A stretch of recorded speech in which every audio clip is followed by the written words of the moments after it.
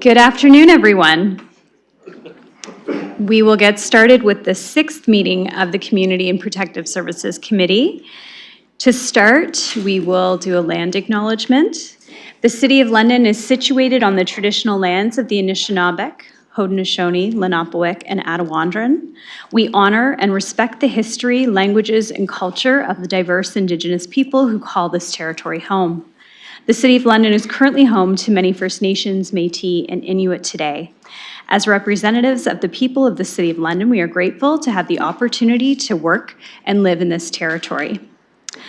I'm joined today in chambers by members of the committee, myself, Councillor Purble, Councillor Trosso, Councillor Hopkins, and Councillor Ferreira, and Mayor Morgan as an ex-officio member, and then many members of Council are joining us today, including Councillor Frank and Councillor Cuddy, and I'm sure some may pop online as well. So with that, we'll go to item 1 for disclosures of pecuniary interest, and I'm going to go to Councillor Purble after that. Any disclosures of pecuniary interest?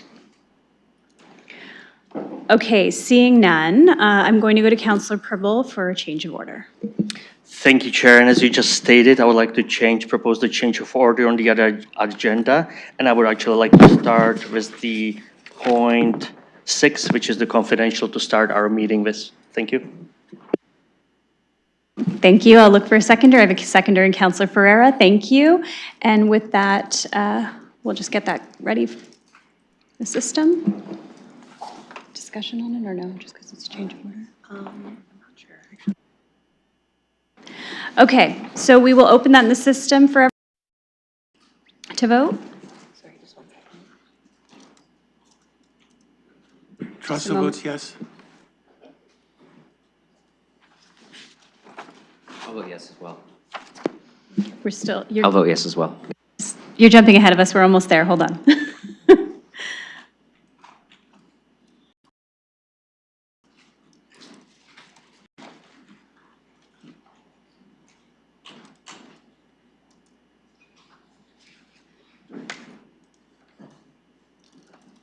Councillor Pauls is joining us. I think online. I just see her joining. Thank you.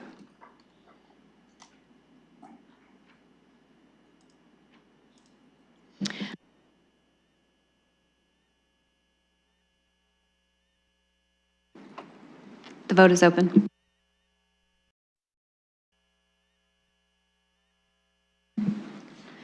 Closing the vote, the motion carries 6-0. Okay, thank you. For those in the gallery, that means we're going to go into confidential session before we begin the rest of our meetings. So I'll ask you to clear the gallery, and once this proceeding is done, we will call everybody back in, okay? Thanks for your help.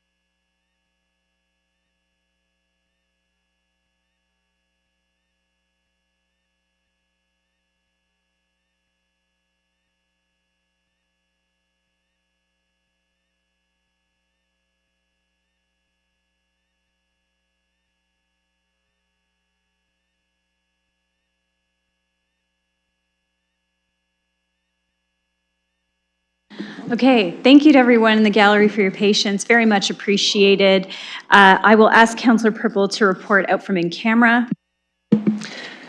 Thank you, Chair, and I would like to report that this committee went into the closed session to discuss 6.1, confidential information supplied by Canada Province Territory Crown Agency of same, 6.2, land acquisition solicited client privilege, 6.3, security of property, and I would like to report that progress has been made in all three. Thank you. Thank you. That moves us to consent. I've been asked to pull 2.6. Any others that people would like to have pulled?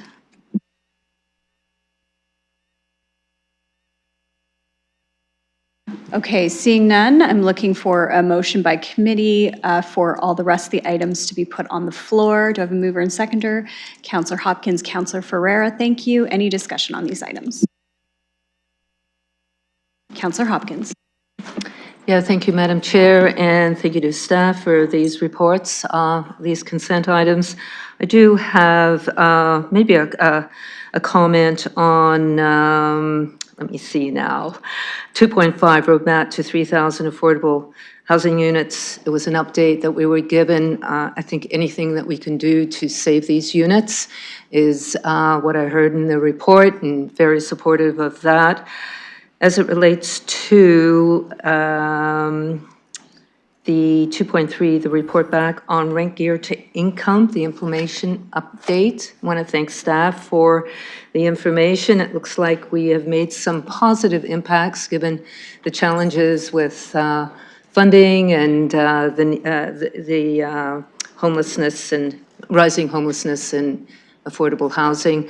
Maybe through you, Madam Chair, I would like to ask staff what next? Where do we go with this update? And if you could speak to the pilot project that the city is undertaking. Thank you. Thank you. I will go to Mr. Cooper. Thank you, and through you, Madam Chair.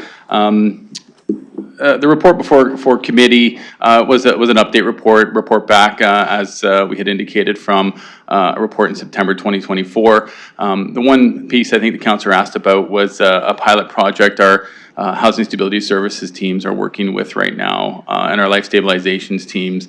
And that project right now is to support individuals who are on our wait list and who are in our community housing system to complete their annual reviews. And so we have a housing stability worker that going to be working closely with our life stabilization team caseworkers to ensure that individuals don't lose their subsidy because of uncompleted paperwork. So that's one piece that our teams are collaborating together to ensure that some housing stability for individuals that are in and on the wait list for community housing. Councillor Hopkins. Yeah, good to hear that there's further work being undertaken, so thank you. Thank you. Looking for other speakers. I see Councillor Pelosa online. Just looking at members of committee before I go to visiting councillors. Councillor Ferreira. Thank you, Chair. My question is for 2.5, the roadmap to 3,000 affordable units update. With the response to the Section 37 that was removed by the province, I wanted to know. So it looks like the report is focusing on the 191. I believe it's 191 eligible units. I just want to confirm that. Is that where this report is kind of focusing in on? Are we going to be able to potentially see something back from staff to maybe look at the units beyond that for affordable housing? Thank you. I'll go to Mr. Falberg. Thank you, and through you, Madam Chair. That's correct, Councillor. If you look at the two recommendations that we have, the first one relates to the 191 units that would be eligible under the dollars to door CIP and meet that criteria. And then there's an additional 173 units that will work with the individual developers and the development industry to see what can be done to retain those as affordable as well. Councillor. Okay, thank you for that. And just a follow-up for, I guess, the units that are inactive or unapplied for, have no applications coming in, not the ones that have already been lost, because I'm assuming those are just, as the report says, have already been lost. I just wanted to know how many are, I guess, realistically recoverable, like which are most at risk of falling away entirely, and which ones, or how many, if staff can answer, would be able to be actually supported by the dollars for doors? Mr. Falberg. Madam Chair, Mr. Pease can give a little update on how the status of some of those projects. Mr. Pease. Thank you, through the chair. Quite honestly, the inactive site plans are just that. They've been inactive for about a year. Speaking from experience in a past role, that it's hard to determine when those files will come in and be reactivated. It could be market driven, it could be otherwise. So at this point, given that they've been inactive for approximately a year, it's hard to speculate. So providing an incentive may be an opportunity to bring those back and getting them to an active status. Councillor Ferrer. Thank you. And a final question. So I do see that the ones that are eligible are currently eligible right now under the roadmap as it is. So this is a report where staff is going to actively engage with those property owners to see if there, I guess, is any interest of maintaining those affordable units and then connecting them with the program as it is to see if we can bring those affordable units online.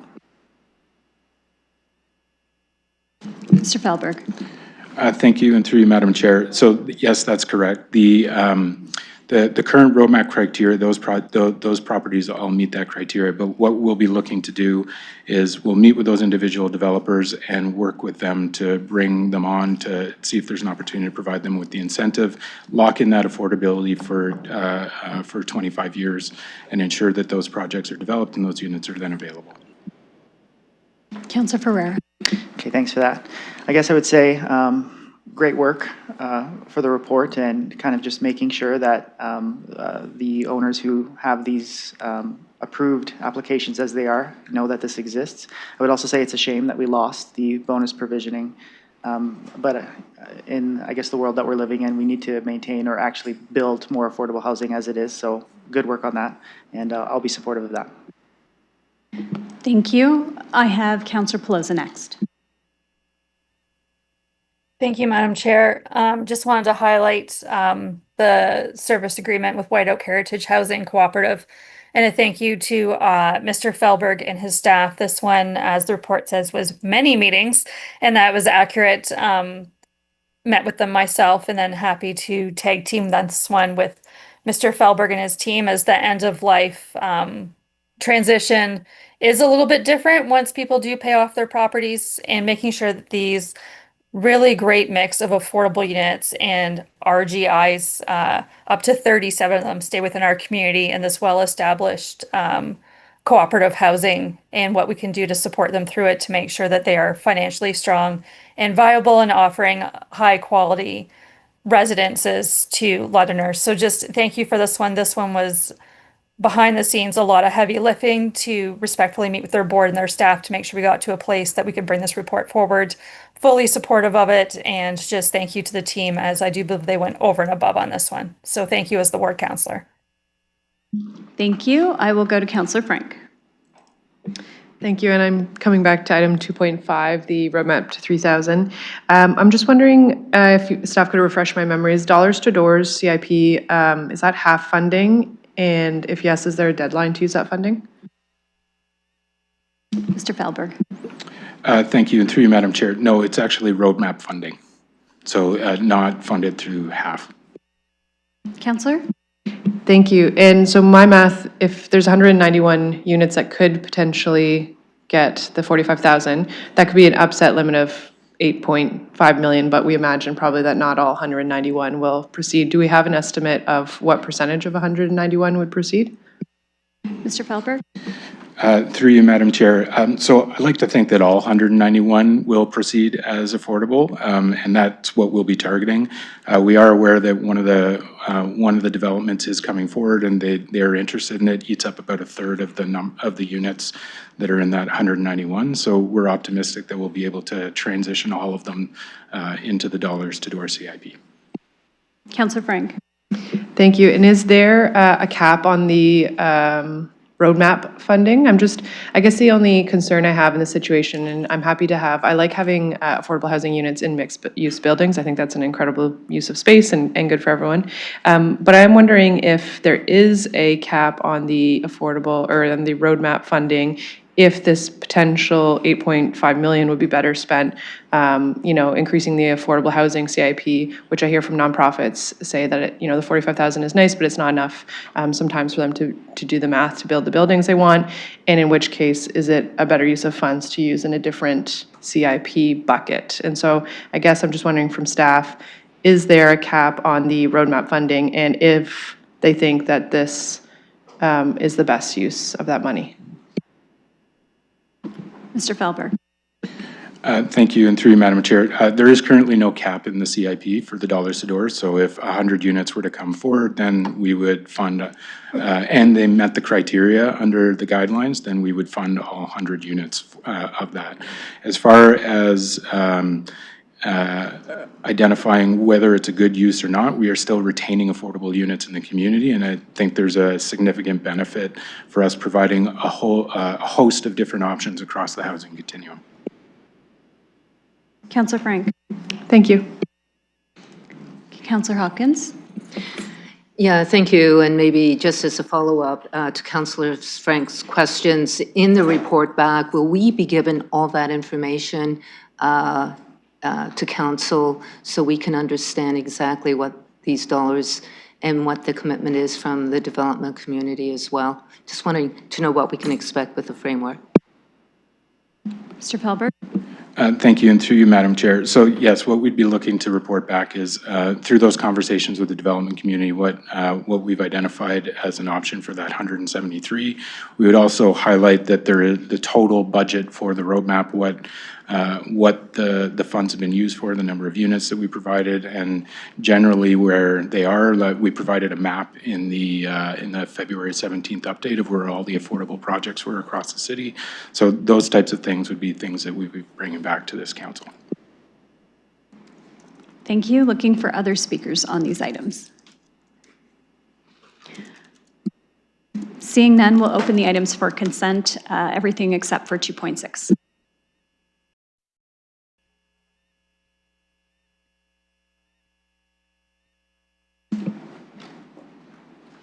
Closing the vote, the motion carries 6-0. Thank you. That takes us to item 4.1, the Parks and Recreation Master Plan 2026 Update Preliminary Findings. We have a presentation from staff first, and then we have a request for delegation.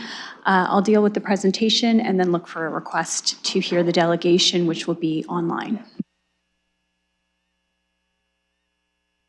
Ms. Stan, thank you so much for joining us today for our presentation.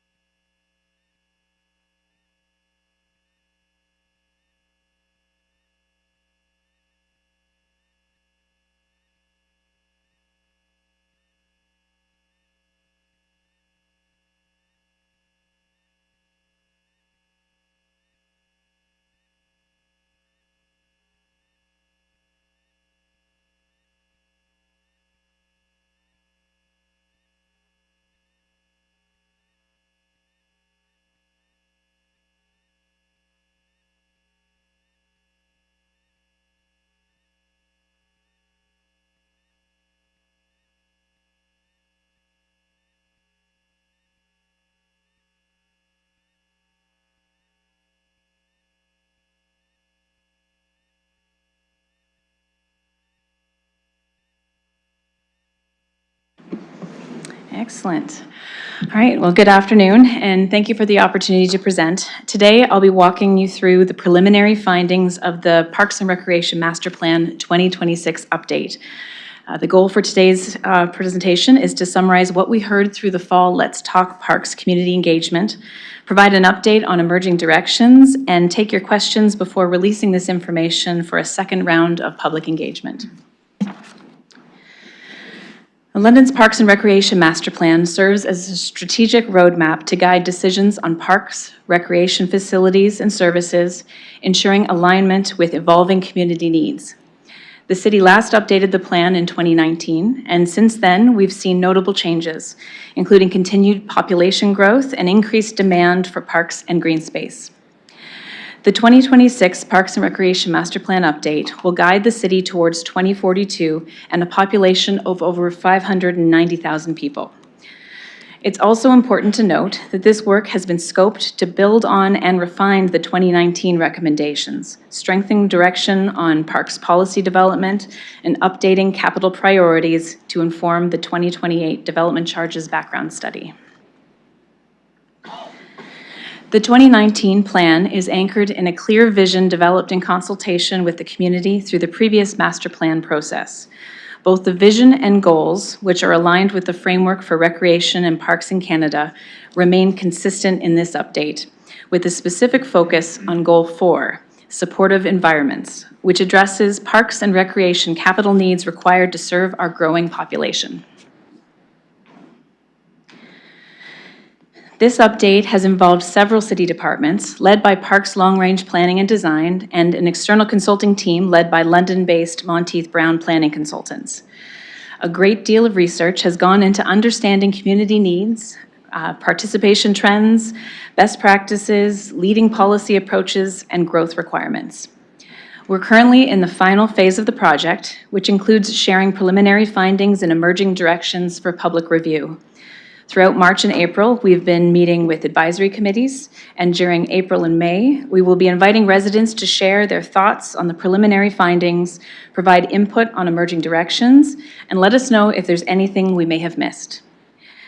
This engagement will support bringing forward a final plan this summer that reflects community input.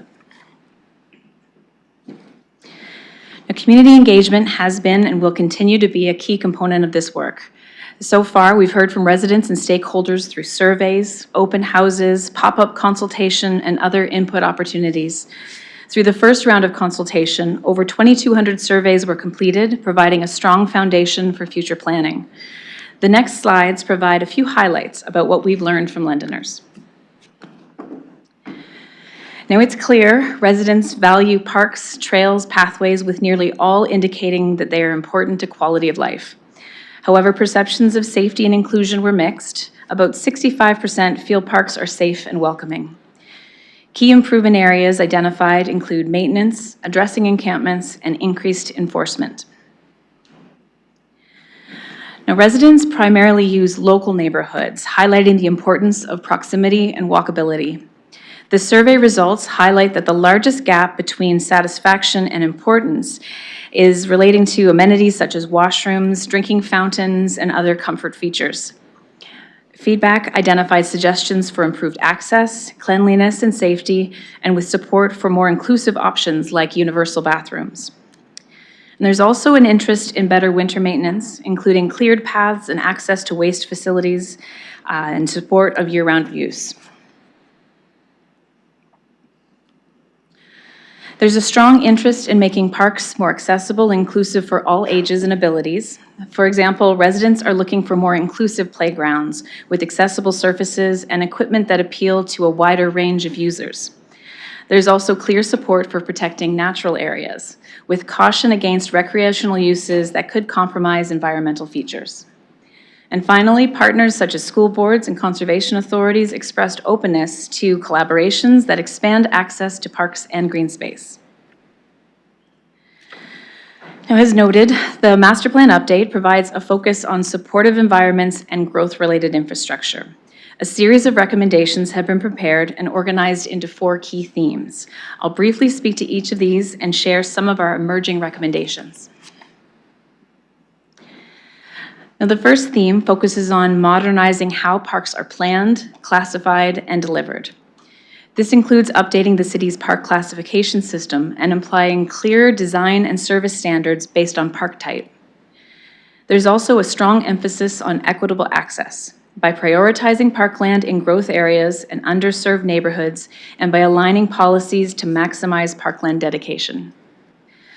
The plan supports a multifaceted approach to parkland acquisition, including development, partnership, and strategic purchases, along with exploring a future regional park. Finally, it emphasizes creating a more connected system of parks, trails, and natural areas across the city. This theme focuses on creating parks that are inclusive, flexible, and responsive to community needs. It emphasizes universal design and equitable access, ensuring parks are welcoming and usable for people of all ages, abilities, and backgrounds. There is also a strong focus on comfort and safety through thoughtful design elements like shade, seating, and amenities that support longer visits.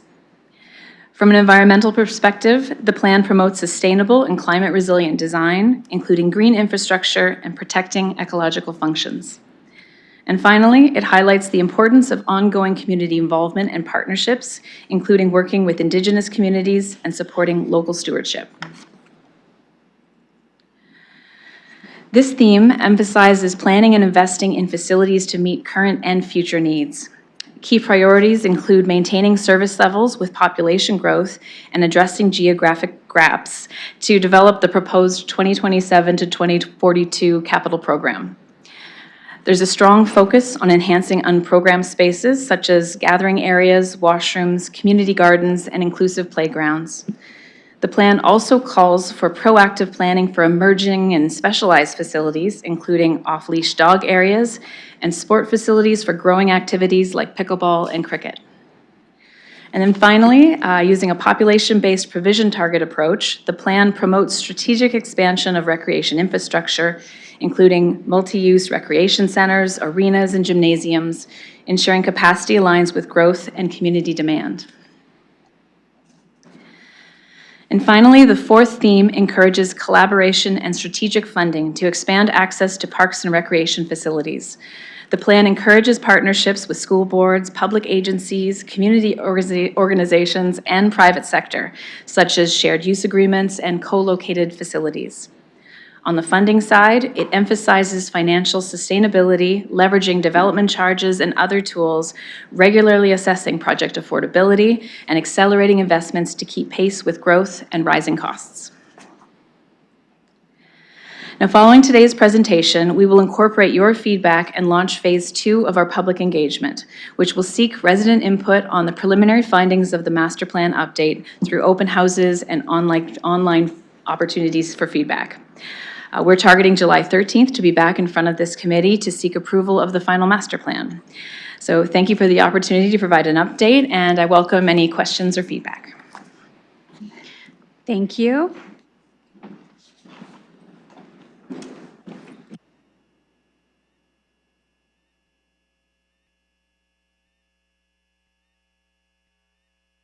Okay, so I will entertain questions on the presentation, and then we will go to our speaker, who's joining us remotely.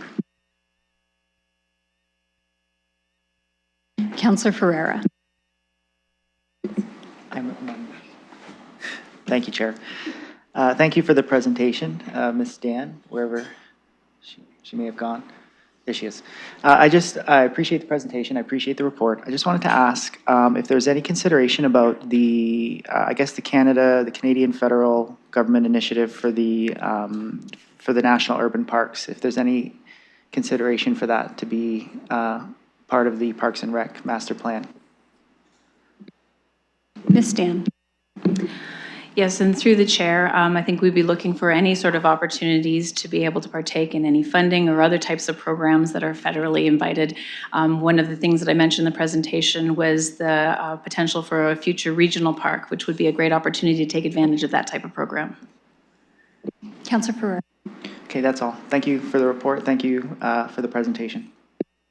Thank you. Councillor Hopkins and Councillor Trosso, and then Councillor Frank. Yeah, through you, Madam Chair, to staff, thank you for the presentation. I've been looking forward to this report or update. So my first question is going to be around dog parks. So I represent a ward that is a growing ward, and for many, many years, dog parks have always been a conversation. You either like them or you don't like them, but I understand we are looking at 2 dog parks. We still have not found a site yet.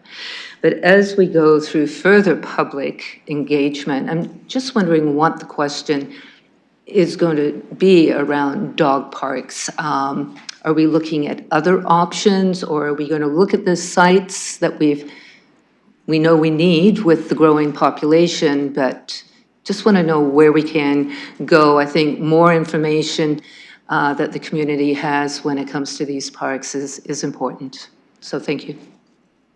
Ms. Stan?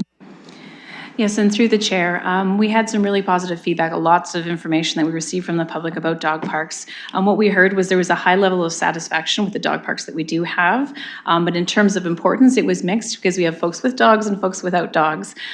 We did see that there was a desire for dog-related supports. We heard considerable advocacy for enforcement related to off-leash areas, off-leash activities in undesirable areas. So that's something to carry forward. In terms of the preliminary recommendations, you're correct that based on our provision targets, we are showing 2 additional new dog parks to be constructed in the 15-year period.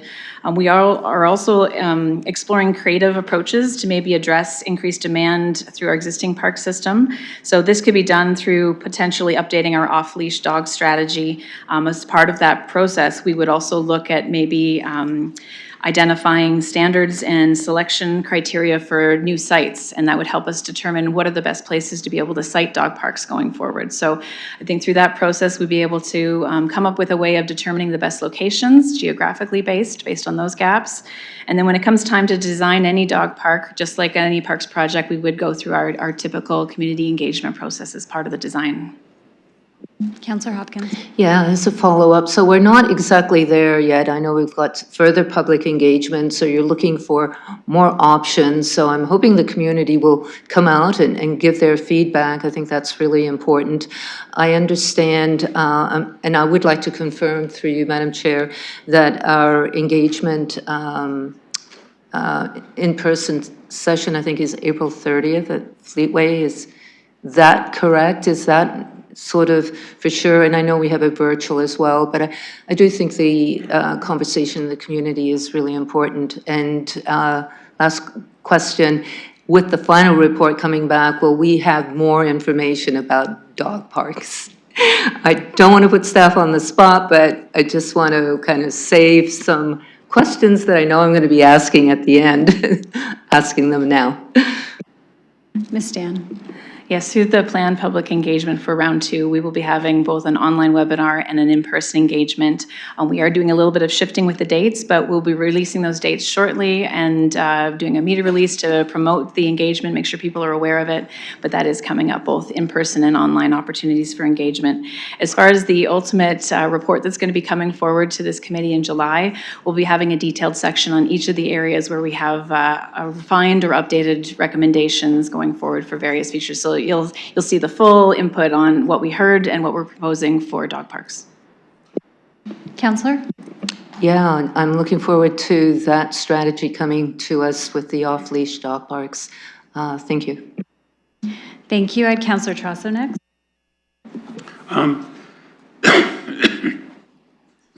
Thank you very much. This report was very helpful.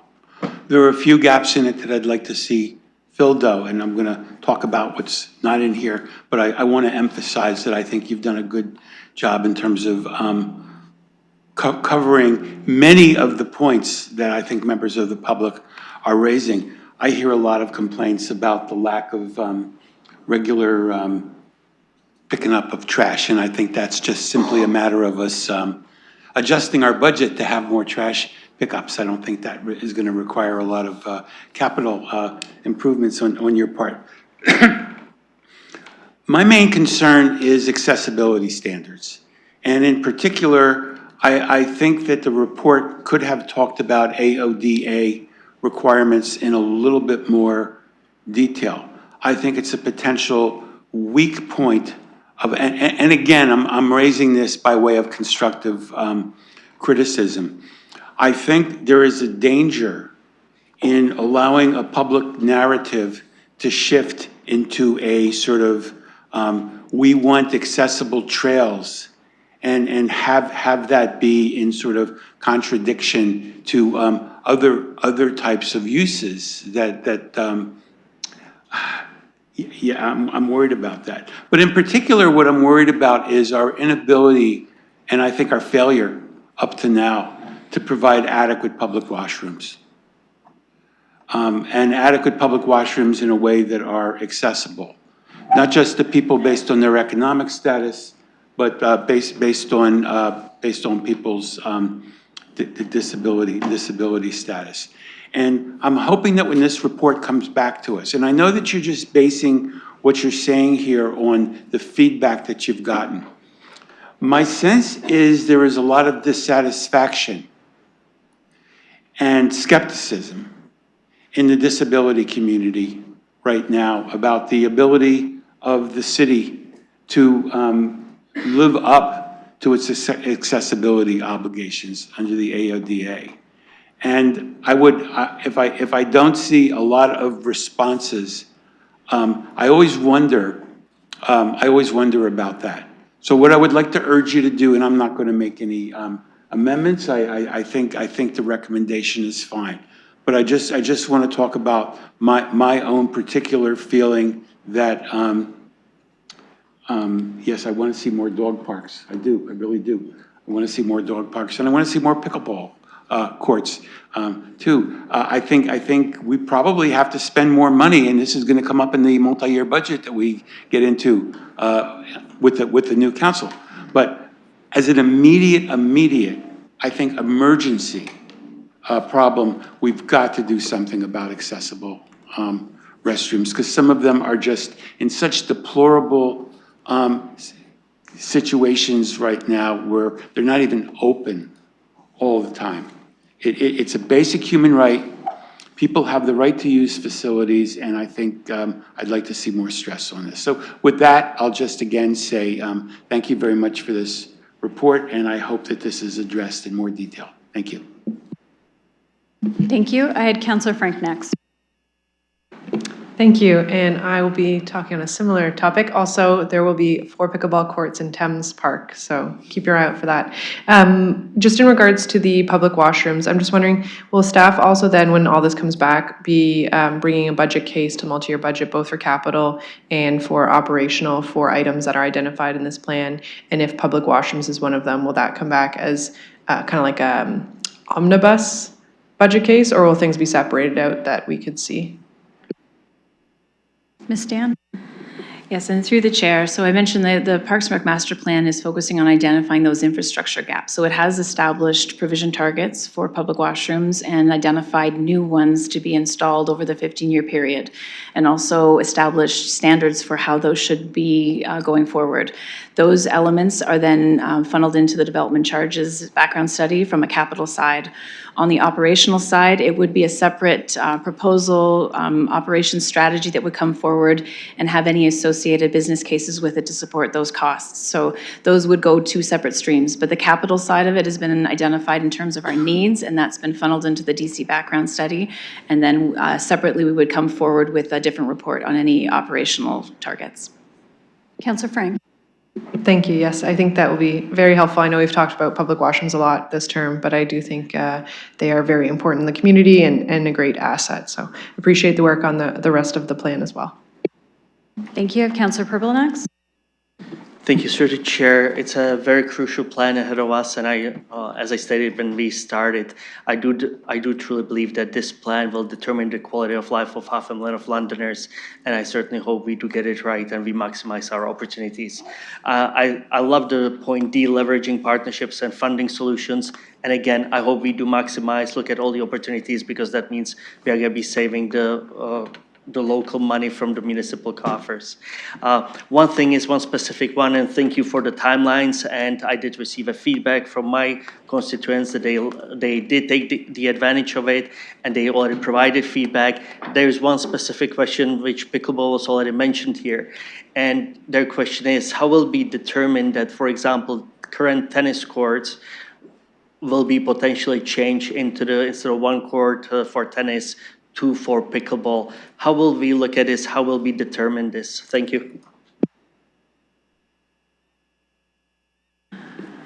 So through the Parks and Rec Master Plan, for these emerging and what we're seeing a lot of high interest in certain things, I mentioned pickleball, I mentioned cricket, we have established provision targets for those. In our previous 2019, we didn't actually capture a provision target for pickleball. So that's what's helping us determine how much we need to plan for going forward.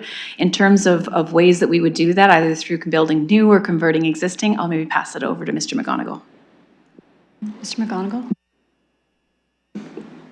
Yeah, thank you. And through the chair, I guess I'll just note about tennis courts. The provision target in the 2019 plan was 1 to 7,000 population. What I would say is those numbers do get reset through this process. And it's not just population growth, but as you can appreciate and was just indicated by the councillor, there is a change in participation patterns as well that you have to take into consideration.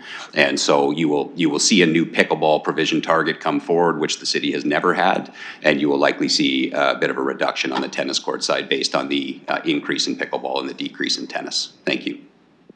Councillor Pribble? Thank you. One follow-up through the chair. When will we be seeing these new targets? Through the chair, those targets will be part of the Parks and Rec Master Plan report that we'll be bringing forward in July. Thank you very much. No more questions. Thank you. Okay, so this was just on the presentation. We still have a speaker who's awaiting his time for delegation. If it's okay with the committee, I'd like to move to the delegation at this time, then we'll come back for the motion, the report, and whatnot. So I look for a mover and a seconder for the delegation. Councillor Hopkins, Councillor Pribble, thank you. And we will open the vote.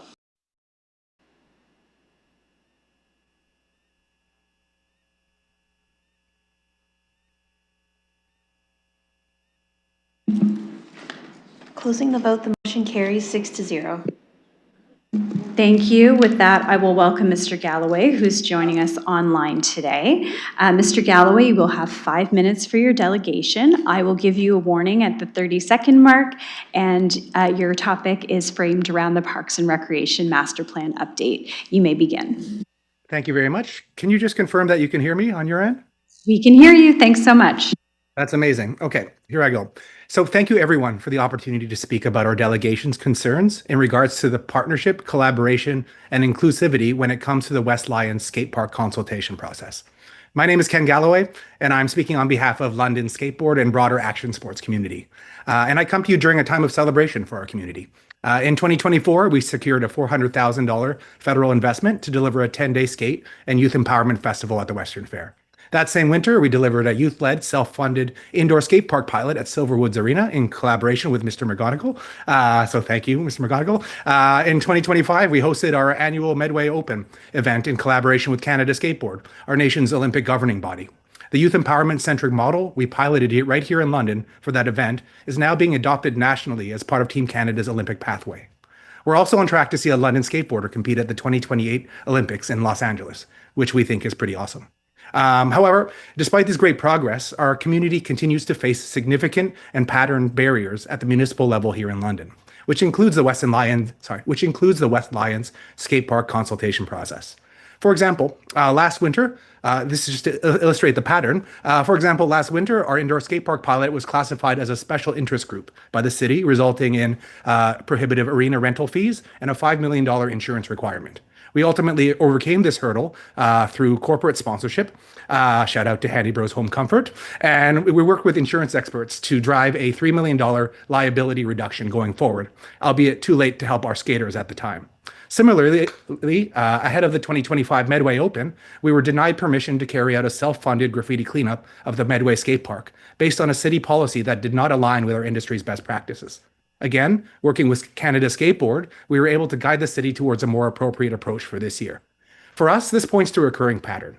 Widely accepted best practices from our industries are being recognized too late at home, at the expense of opportunities for our youth. We see this pattern continuing within the West Lions skate park consultation process. The original West Lions skate park was built decades ago, before today's standards around inclusive engagement and user-informed design existed. The result was a space that was infrequently used due to usability and safety issues. Today, there are signals that this history may repeat itself. Number one, our feedback was collected under conditions that under the condition that if we did not I apologize. Let me start that again. Today, there are signals that this history may repeat itself. Number one, our feedback was collected under conditions that did not reflect our industry's definition of meaningful engagement. Here, highly regarded industry professionals and national-level athletes were handed Crayola products and told to express themselves within a very limited feedback form, under threat of the entire project being shelved. Number two, we were also told that there would be ways to follow up this consultation, but have yet to be engaged in any meaningful way, and are told the next consultation will actually be an online FYI. At the same time, Canadian Ram Company, the city's selected vendor and a worthy collaborator for our skate scene, issued an open letter calling for stronger community integration practices because there was still a tangible interruption in the mechanism. Here, I would like the council to consider how rare it is for a vendor to write such a letter, especially while engaged in a lucrative city contract. Taken together, this does not point to a lack of effort by city staff, but to a gap in how community knowledge and lived experience are carried forward at critical stages. We are also seeing the impact of this gap. 7 of approximately 12 participants in the West Lions consultation session have since withdrawn their input under the current conditions. That's more than half of the participants. Furthermore, over 600 people signed a petition to pause this very project just long enough to get these details right. Combined with over 1,300 signatures from last year's youth-led petition resulting in the winter skate park, this represents more than 1,900 earnest attempts by Londoners to have a voice in this very process.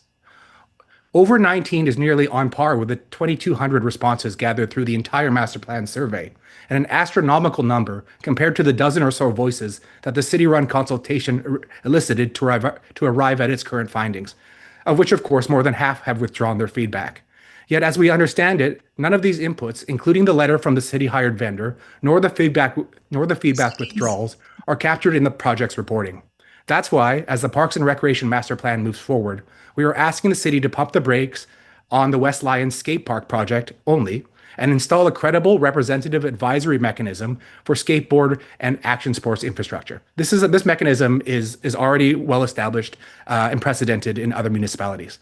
Just like London's cricket community is consulted at formative stages in projects, we too would like to be involved before the location, shape, budget, contacts, materials, and vendors are all predetermined. Mr. Galloway, and if you can before wrap up, that's your time. Will do, and before the Crayola hits the table.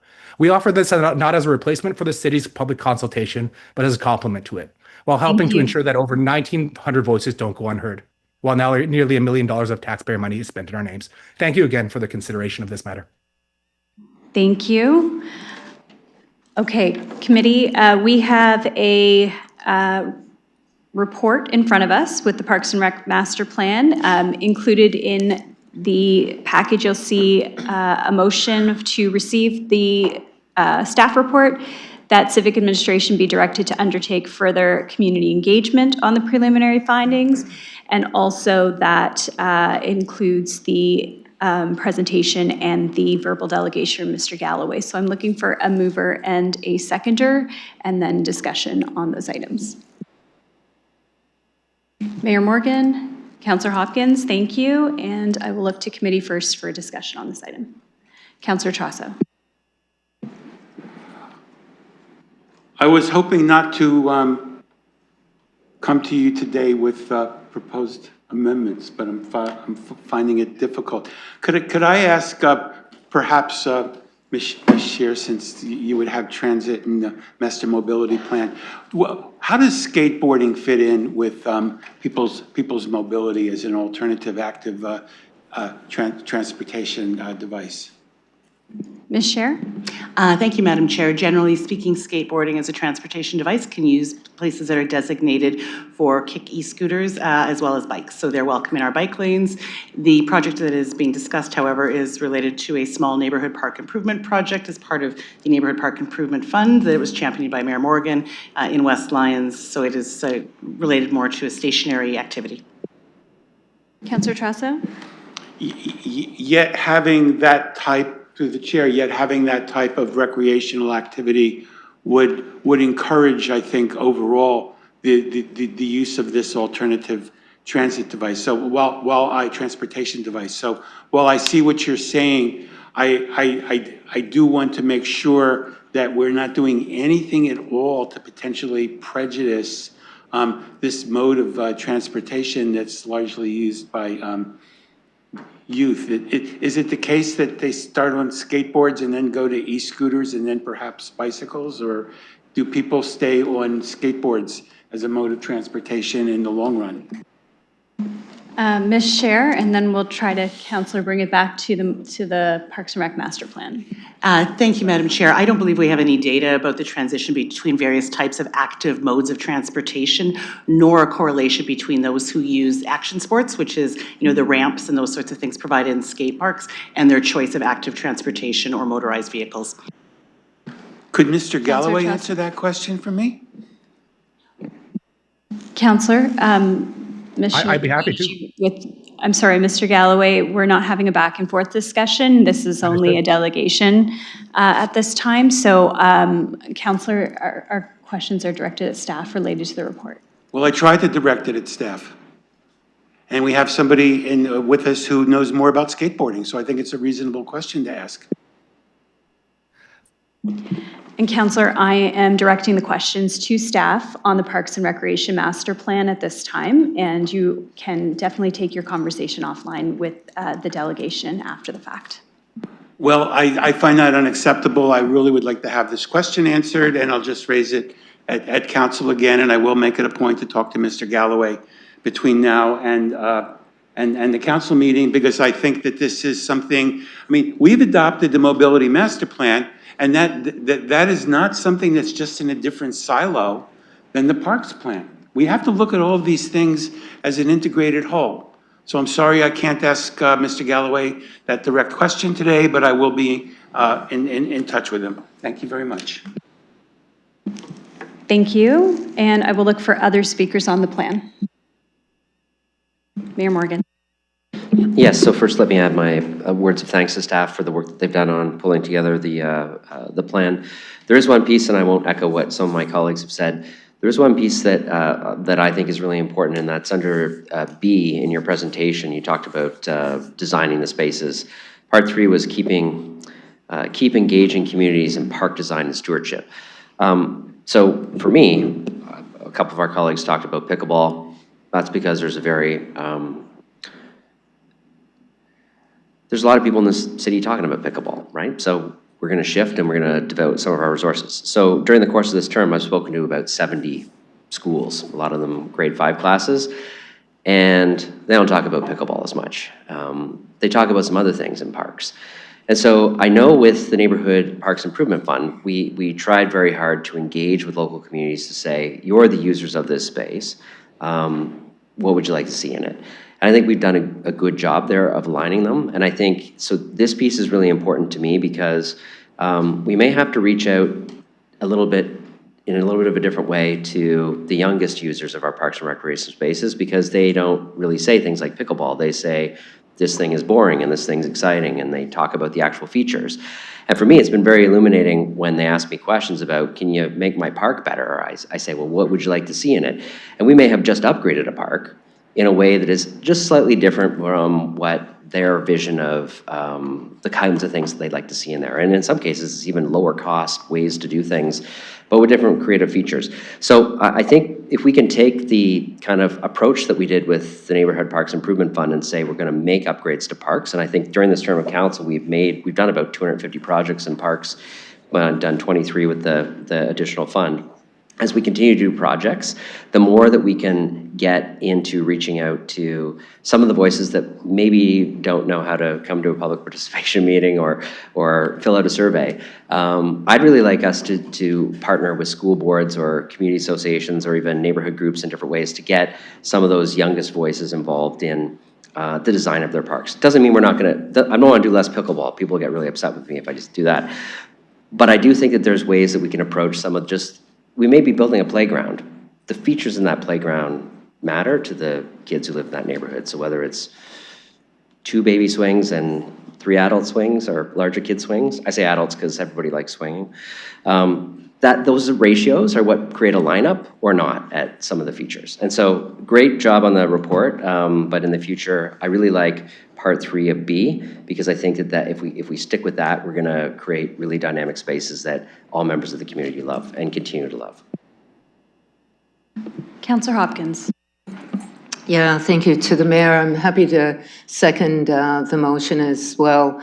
I found a number of years ago there was an upgrade of a skateboard park at Springbank Park, and there was such a need from the younger generation to have the skateboard park in the park, that it was challenging where to put it, and we needed to have that conversation. So I want to thank Mr. Galloway for his presentation. I do like the idea of an advisory group conversation, not just putting things into playgrounds, but really looking at and understanding. And I do think skateboard parks are a little bit complicated and challenging, as opposed to just putting swings or slides up in the park. So happy to second it. Thank you. Looking for other speakers on this item? Okay, seeing none online and seeing none in chambers. Councillor Purple, will you take the chair? I have the chair and I recognize Councillor Rahman. Thank you, and through you, I just wanted to thank staff for the presentation and for the conversation today on the Parks and Rec Master Plan. Just with reference to the communication that will go out to the public to participate in the next round of discussion, I assume everybody that already participated would be receiving notification that they will be able to participate in the next round as well? Yes, and through the chair, we maintain a subscriber list for those people who have actively engaged. We'll be making sure that we send out a notice. Councillor? Thank you. And just to follow up on Mayor Morgan's points, because I've been to a few talks with him as well as had some of my own with classrooms, and yes, it's definitely a hot topic. Students love to share their ideas for what they believe is the best activation for their local park. I'm just wondering, beyond the public engagement that we're speaking of that would be formal and in those spaces, what type of informal engagements could we do maybe with younger users, and what's the timeline for those? Going to the staff? Yes, and through the chair, our goal is to be doing our public engagement over basically the tail end of April and into May. It's a fairly condensed timeline to be able to get us back to council and committee in July.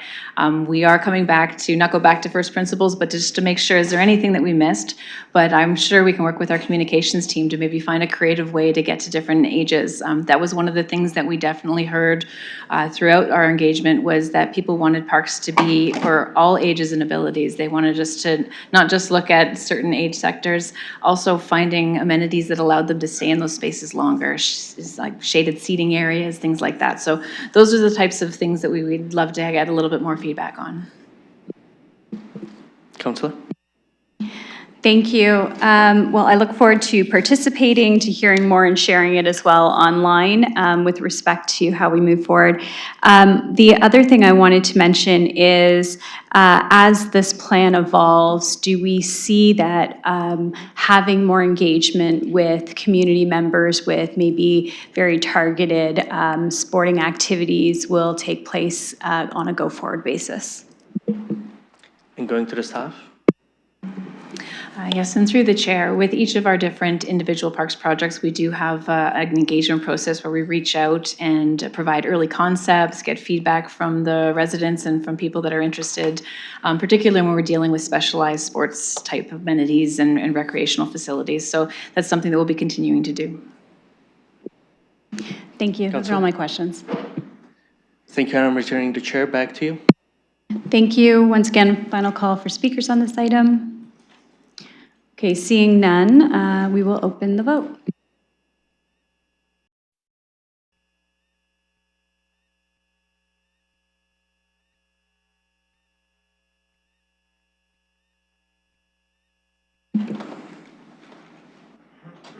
Closing the vote, the motion carries 6-0.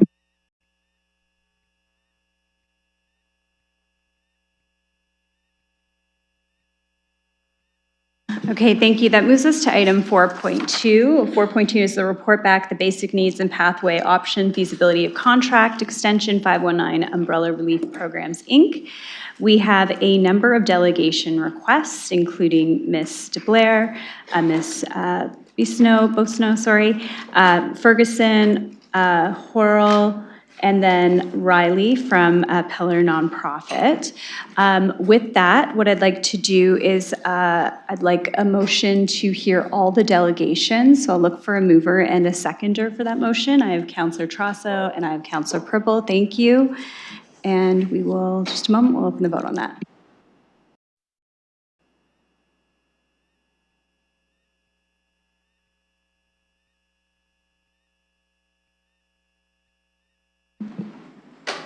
Closing the vote, the motion carries 6-0. Thank you, and I'll welcome Mr. Blair first to the microphone. Thank you, and just for everybody here in the gallery, just wanted to start out with thank you for your patience today, because I know we've had a lot of items before we've gotten to these delegations. Just a reminder that with respect to today's delegations, in order to keep decorum and to assist making everyone feel safe and comfortable, we ask there's no clapping, cheering, or booing from others in the gallery, as there are speakers that are braving their time at the mic. And just wanted to remind speakers, you have 5 minutes, and I will give you a warning at 30 seconds. Thanks so much. Thank you, Madam Chair, and thank you to the whole committee for allowing me time to speak today. I want to start by showing my appreciation for the work that has happened over the past few months and share my gratitude for the collaboration across all the levels that took action during the time of urgent need, particularly through the winter response. I also want to recognize and commend the work that has gone into the creation of the micro modular shelters. It has been incredibly meaningful to see our friends move out of encampment and into stable, safer places that they can call home. That work matters, and it's making a difference. Today, I'm here to speak about the work of 519 Pursuit. What started as a grassroots organization has grown into an essential part of the frontline response in our city. The City of London has become a champion for collaboration in addressing homelessness, and in the midst of multiple crises, we have proven to be innovative in our response and how we provide care. Part of that innovation is a whole of community response. However, what is often missed in the conversation is the role of outreach and how critical it is of the part of continuum of care. Outreach is often the first point of contact. It is how we meet people where they are at, offering food security, basic needs, survival gear, and system navigation directly at street level. But more than that, it's how relationships are built. It's how trust is formed. Those relationships create pathways. This is street-level work, but it does not work in isolation. It directly supports the rest of the system. It reduces the pressure on indoor spaces, on shelters, on walk-up services that are already operating beyond capacity. It creates a flow that allows the broader system to function more effectively. We heard this clearly just a few months ago during what felt like a winter that was here to stay. We heard it from small business owners, we heard it from frontline workers and service providers, we heard it from employees in the public and community spaces, and we heard it from Londoners across the city. The message was clear. There is no additional capacity to absorb the need when desperation shows up at the door. And when those gaps exist, they are felt everywhere. At this time, I do want to thank committee and council for the urgency that has already gone into planning for the 2026-2027 winter response. But I must stand here today and remind us all that extreme conditions don't just happen in the winter. Over the past few weeks alone, we have seen consistent rainfall with more in the forecast, and still our indoor capacity is not at a level to ensure that people can stay dry, stay warm, and stay supported. And when this happens, survival becomes an instinct. Desperation increases and suffering becomes visible, but this is preventable. And right now we have an opportunity to address it. We're currently navigating a system that has been significantly impacted by loss of funding. Community service structures are shifting, and there is real uncertainty around the continuation of critical frontline services. So today I am here to respectfully urge the committee and the City Council as a whole to consider these gaps that are being created and the role that outreach plays in holding this system together. To consider the services that helped carry us through one of the most difficult winters in recent memory, and to recognize that stabilization at this moment is not just support, it's strategy. This is about protecting the progress we have made. This is about maintaining a coordinated, community-based approach. And this is about ensuring that we do not lose one of the most effective entry points into care that exists in our system. Without consistent outreach, we see immediate impacts. We see increase and strain on emergency services. We see more individuals turning to already full spaces. We see more pressure placed on businesses, public spaces, and frontline workers who have already told us they cannot carry it. 519 Pursuit has been a consistent presence in that space, showing up every single day in all conditions, ensuring that people are not left behind. And we see what happens when consistency is there. We see people move from encampments into shelter, into housing. We see individuals begin to volunteer, to reconnect, to find purpose. We see people begin to believe that something different is possible. But that only happens when somebody shows up first. So today I'm asking you to recognize outreach as an essential part of the whole of community response. This is not just about maintaining a program. This is about maintaining stability in our community.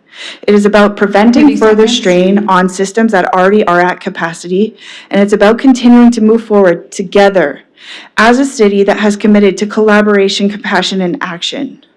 At the end of the day, this is about people. It's about our friends who too are Londoners. People who deserve to be seen, supported, and not left outside to survive alone. Thank you for your time. Thank you for your leadership and your continued commitment to our community. Without you, there is no 519 Pursuit. Thank you. Well timed. I'll go to Ms. Bosino. Hope I said that correctly.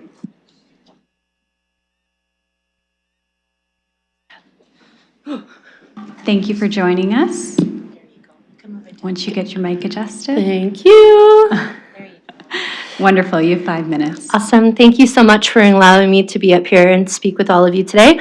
My name is Michelle Bossino, and I am an employee with 519 Pursuit. But before I was an employee with 519 Pursuit, I was a volunteer. And before I was a volunteer, I was homeless on the streets of London for 3 years. And when I was homeless on the streets of London, I was a hardcore intravenous meth user. I felt as though I had no hope. I felt as though I didn't belong, and I just wanted to be seen so badly. I was an individual who took up the downtown streets. I would sleep in cubby holes. I would try to find warmth on top of heat grates. I frequently visited 186 King. They had a heat grate that came off the side of the building, and I would build box forts, and I would hide in there in hopes that it would keep me warm. And, I was one of those people that would be continuously asked just to move along. I never felt supported. And, I just hungered to belong so badly. And this one time, I heard what I thought were the voices of angels, and it was actually Allison and Amber of 519 Pursuit. And here they came, and they just offered support and friendship and connection, and they wanted to just walk side by side with me, and they met me where I was at. And, I didn't have a lot to offer at that time, and they really didn't care. They just cared about me, and they didn't even know me.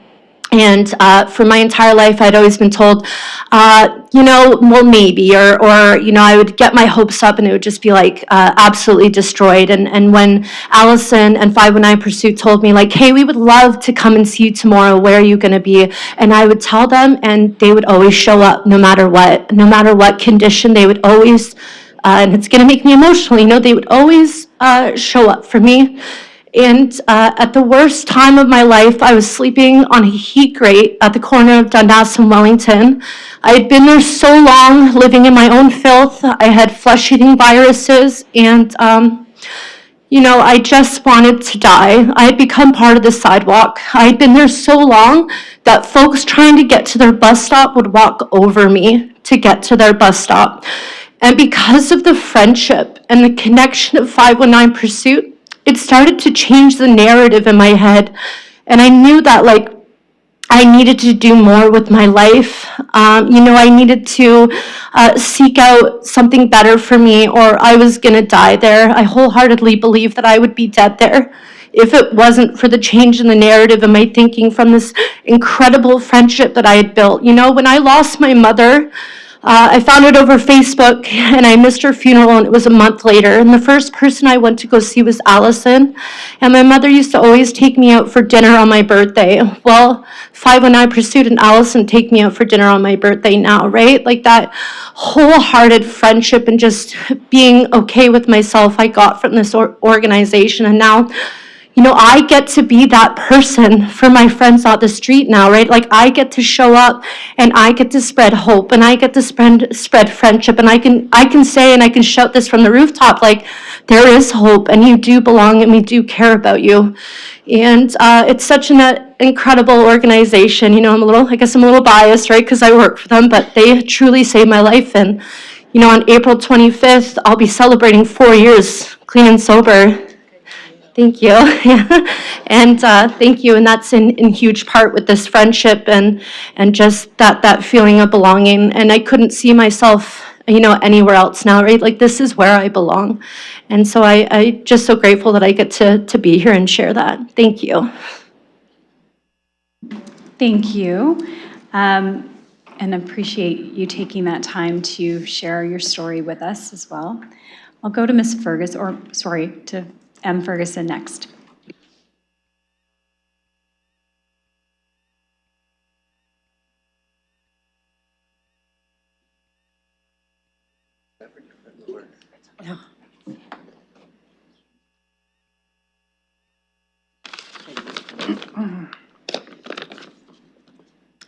Thank you. You may go ahead. You have 5 minutes. Thank you. Thank you, Madam Chair.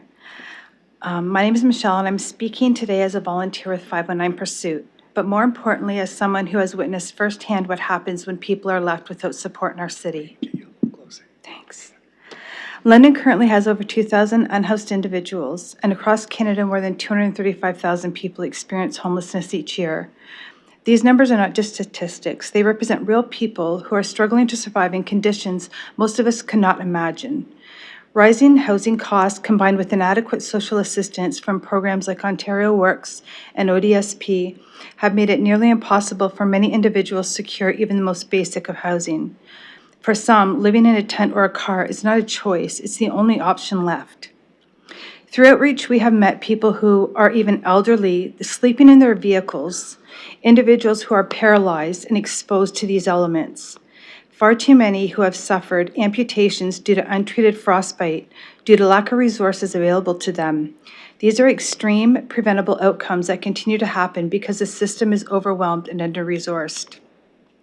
519 Pursuit fills a critical gap. Our volunteers go out in all conditions, extreme heat, pouring rain, freezing temperatures, just to deliver food, water, clothing, tents, blankets, and whatever else we have. We also provide wellness checks and connect individuals to urgent medical care, hopefully before it's too late. This kind of proactive outreach reduces reliance on emergency services, hospital admissions, and crisis interventions, ultimately saving public resources while saving lives. But beyond the statistics and services, there is a human reality that cannot be ignored. 2 years ago, while delivering supplies, a friend and I heard a man crying for help from an encampment. We found him trapped inside a collapsed tent in excruciating pain. His feet were completely frozen, and the smell of decaying tissue was overwhelming.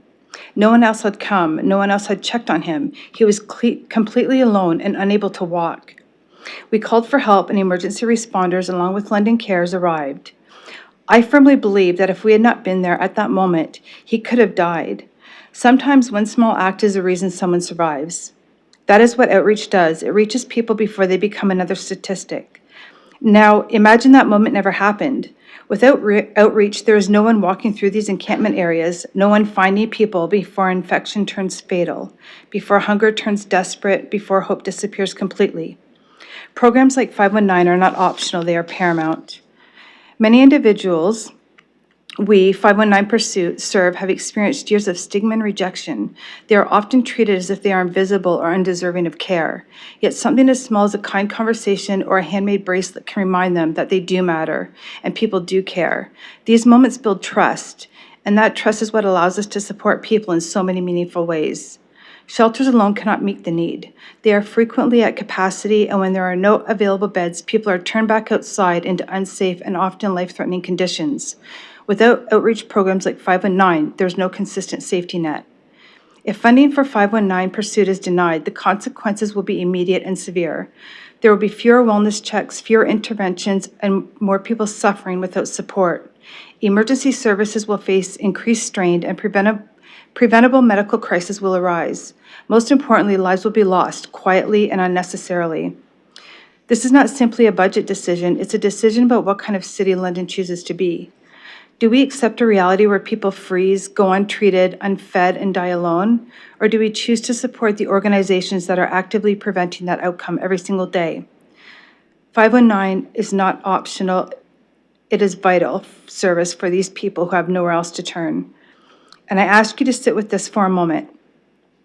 If that man in the collapsed tent had been your father, your brother, your friend, would you have wanted someone to walk past him or someone to stop?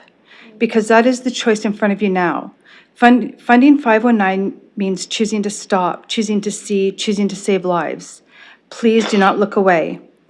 City Council, this is a direct plea. Approve 1-year contract extension through the reserved social service funds. Removing this indispensable service will not just create gaps, it will cost lives. People will go unseen, untreated, unfed. They will suffer and some will die alone and unnoticed. The cost of losing this funding will be measured not just in dollars, but in human lives. You have the power to prevent that. Please choose to extend the funding for the lives that depend on this decision. Thank you. Thank you. I have S. Horrell next.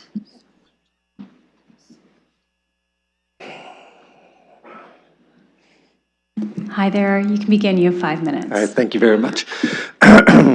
It is very interesting being here today, being juxtaposed by the Parks and Rec Committee and overhearing the discussions about pickleball and dog parks when we're bringing this heavy load to the table. The city is doing some great things and has done some great things over the last year or two in order to respond appropriately to the crisis that has become the number of people experiencing homelessness and the increase in people that are experiencing it. Really, since the pandemic, we've seen a new normal, we've seen a new world. And what my friends and peers have said is true, that our service has become vital. What we do out there every day not only saves lives, but it does reduce the cost on the system. Bringing food to people, bringing clothes to those who don't have any, decreases crime. And the system's going to pay for it one way or another. You're either going to not fund us and we're going to fall through the cracks, and people are going to fall through the cracks, and it'll be hospitals and police and funerals that the city pays for, or it can be a proactive choice to fund us and prevent more people from winding up in worse situations. The parks that you're discussing and the ongoing plans, I'm sure that all of the citizens in your wards would like to enjoy those parks without having to see people suffer and not know how to respond, not know who to call. And it is our privilege and pleasure to be able to go out and meet individuals who are suffering. I know sometimes when you're looking at dollars and cents in business improvement areas, sometimes people experiencing homelessness or dealing with substance use are viewed as problems. And I don't believe that people are problems. I believe that people have problems. And when we can help one person with their problems get out of that tent in that park, it changes their lives, but it makes the city better for everyone. Before the pandemic, if you had an option to prepare for it, I'm sure that the response would have been different, but the pandemic was an act of God. This is something that we can prepare for. And if you can see the need for this and not respond appropriately, it's the adage of an ounce of prevention is worth a pound of cure. And we are worth more than that ounce of prevention.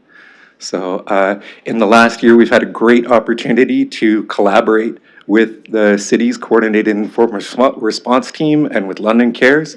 We've been very successful at working together and would like to continue that relationship and continue serving the city as best we can and in the unique way that only we can. So if you lose us, I fear for what that means, not only for the people experiencing homelessness, but for the rest of community that is subject to it and doesn't have us to help. Thanks. Thank you. Next I had Ms. Riley.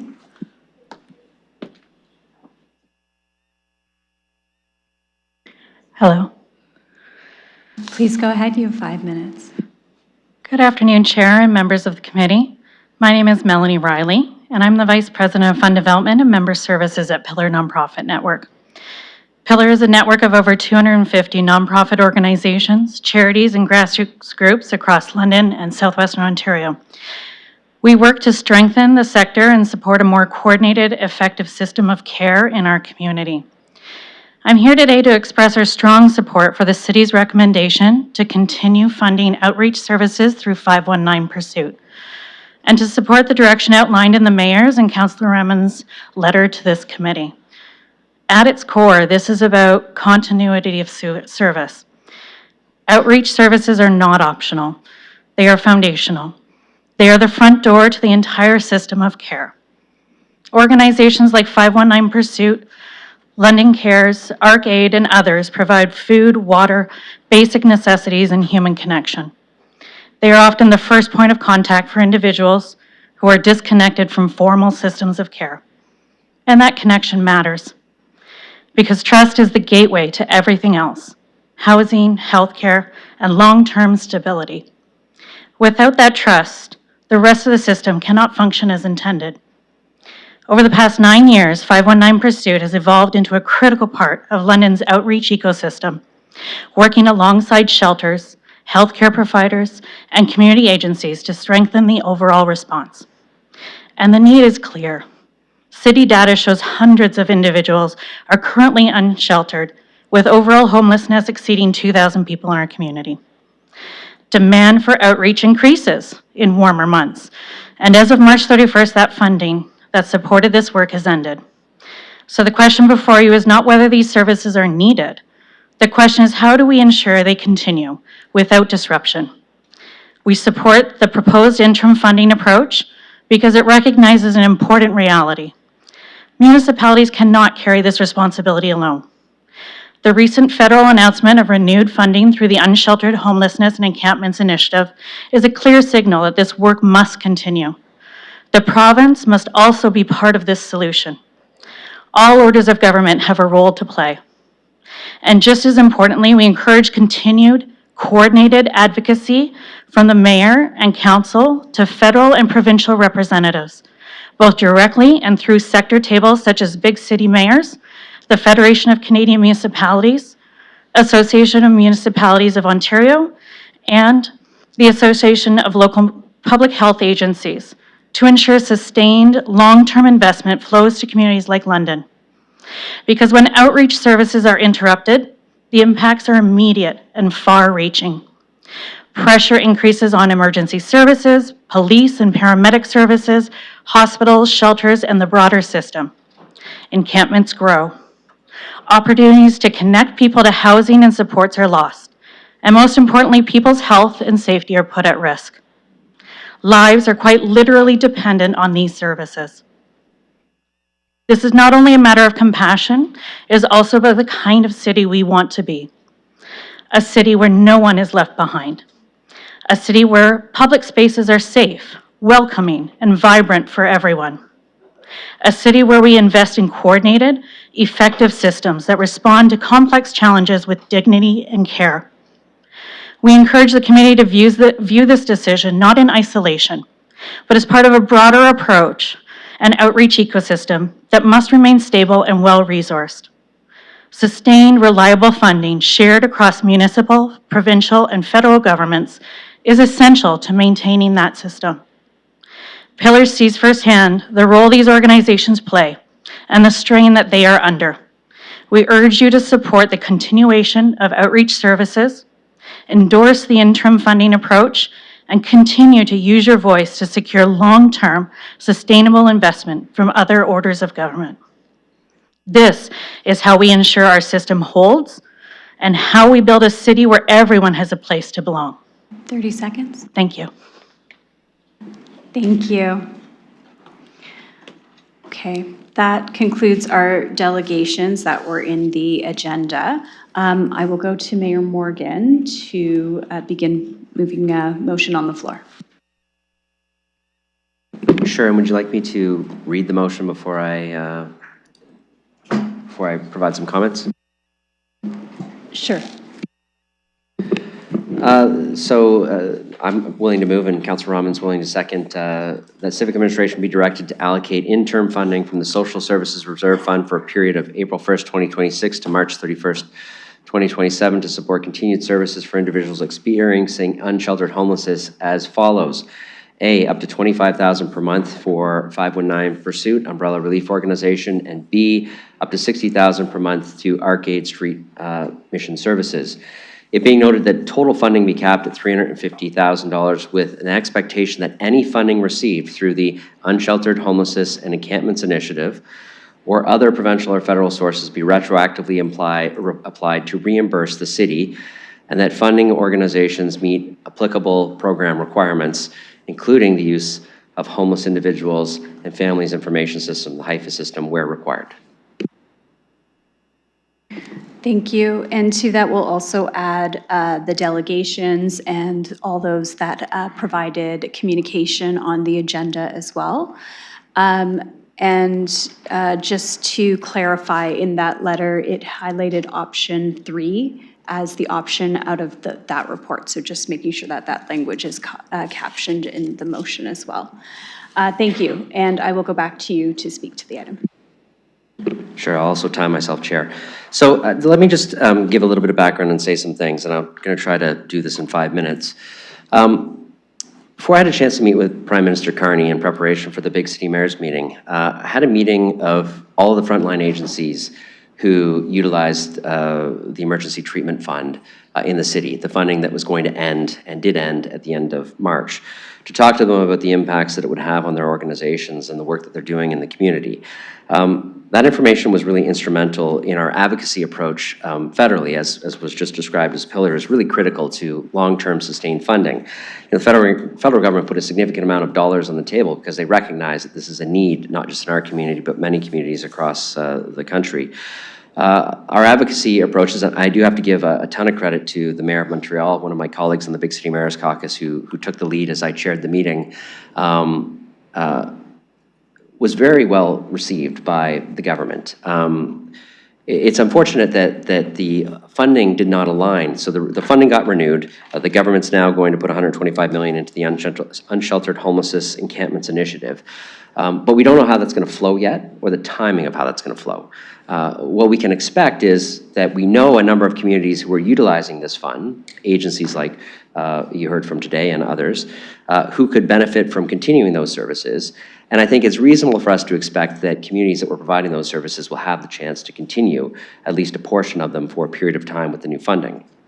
What we have to do is prepare ourselves for the gap in between. The funding has ended. The federal government's coming forward with a renewal of $125 million, and I commend them for that. But we got to provide some sort of stability in the interim so that the agencies can continue to operate while we see if we can apply that funding. And if that funding is allowed to be retroactive, we can replenish the needed Social Services Reserve Fund, which we can backstop this motion with for a period of time, and put ourselves in a better financial situation overall.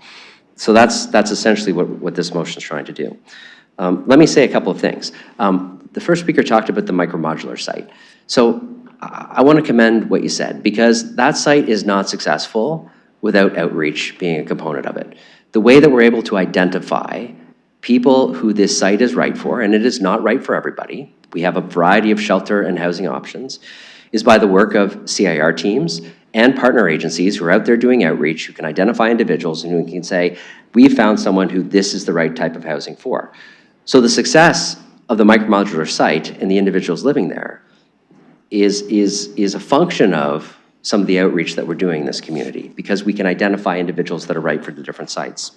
So this is right. This is a system that we need to keep relatively intact so that we can continue to support other components of it, because we know what happens if we don't place people in the right type of housing at the right time.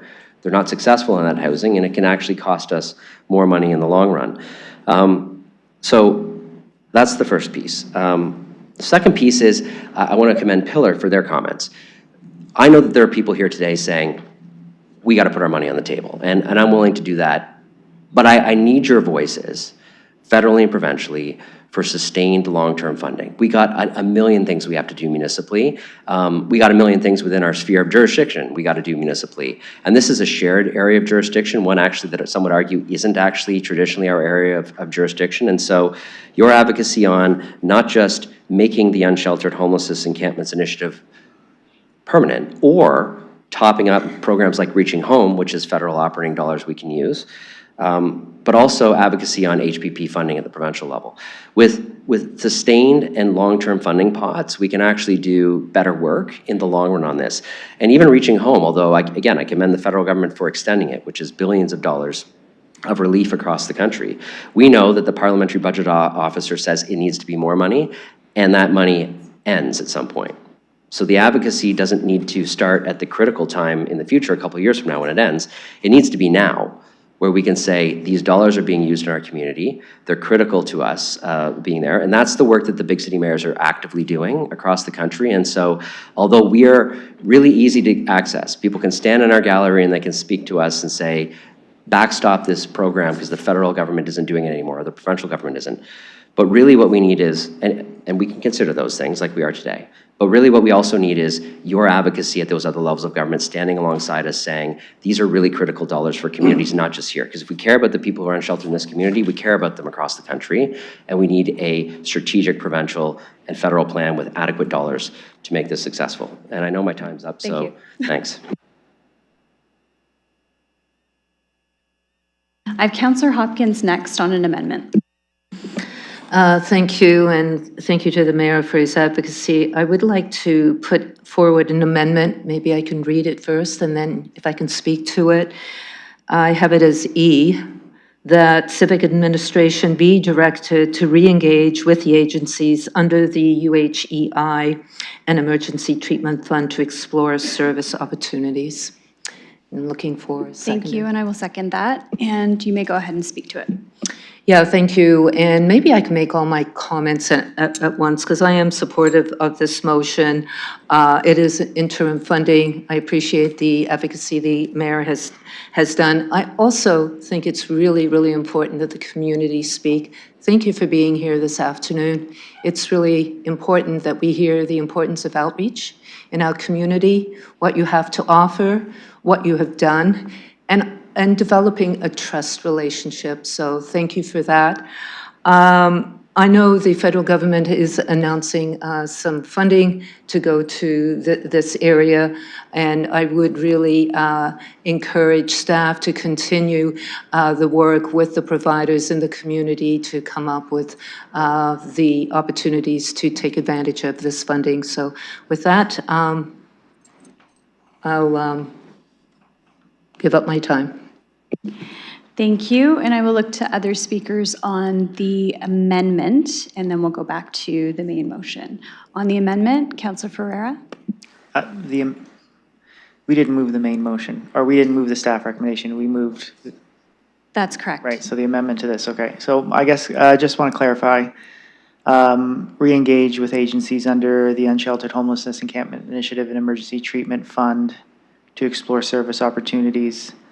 Are we to expect, I guess first question, are we to expect the Emergency Treatment Fund to also be reinitiated as well? Or is it just the emergency, or the Unsheltered Homelessness Encampment Initiative funding? Mr. Dickens. Thank you, Chair, and through you. We do not anticipate any continuation or reemergence of the ETF. Our information to this date has been that if it were to be available through a continuous intake process, that those that had received it in the past would not be eligible. And just to be crystal clear, and I know it's referenced in the chair and the mayor's letter, there is no 100% guarantee that London is in line to receive UHEI funding. We've been doing all the asking we can do to get some type of indication that it's great that the federal government has decided at the conclusion of the program to continue the program. They have not been able to make any confirmation if it's a continuation of funding for those receiving the funds or if it's a continuation of the program. And if those that have currently received the funds are eligible to receive ongoing, or if it's an open intake for new parties who have never received the funding.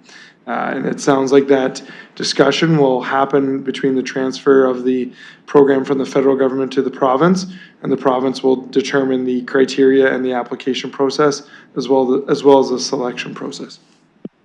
Councillor Ferreira. All right, thank you for that. So I guess both the UHEI and the ETF are kind of up in the air, so I'm okay with that then. So to re-engage with agencies, we're talking about the other agencies that haven't been captured with the motion with this amendment. So that would be, because I see the ARC and 519 Pursuit, so the other agencies, and that's kind of what the intent of the motion is? Okay. Yeah, I can support that. Thank you. Looking for other speakers on the amendment.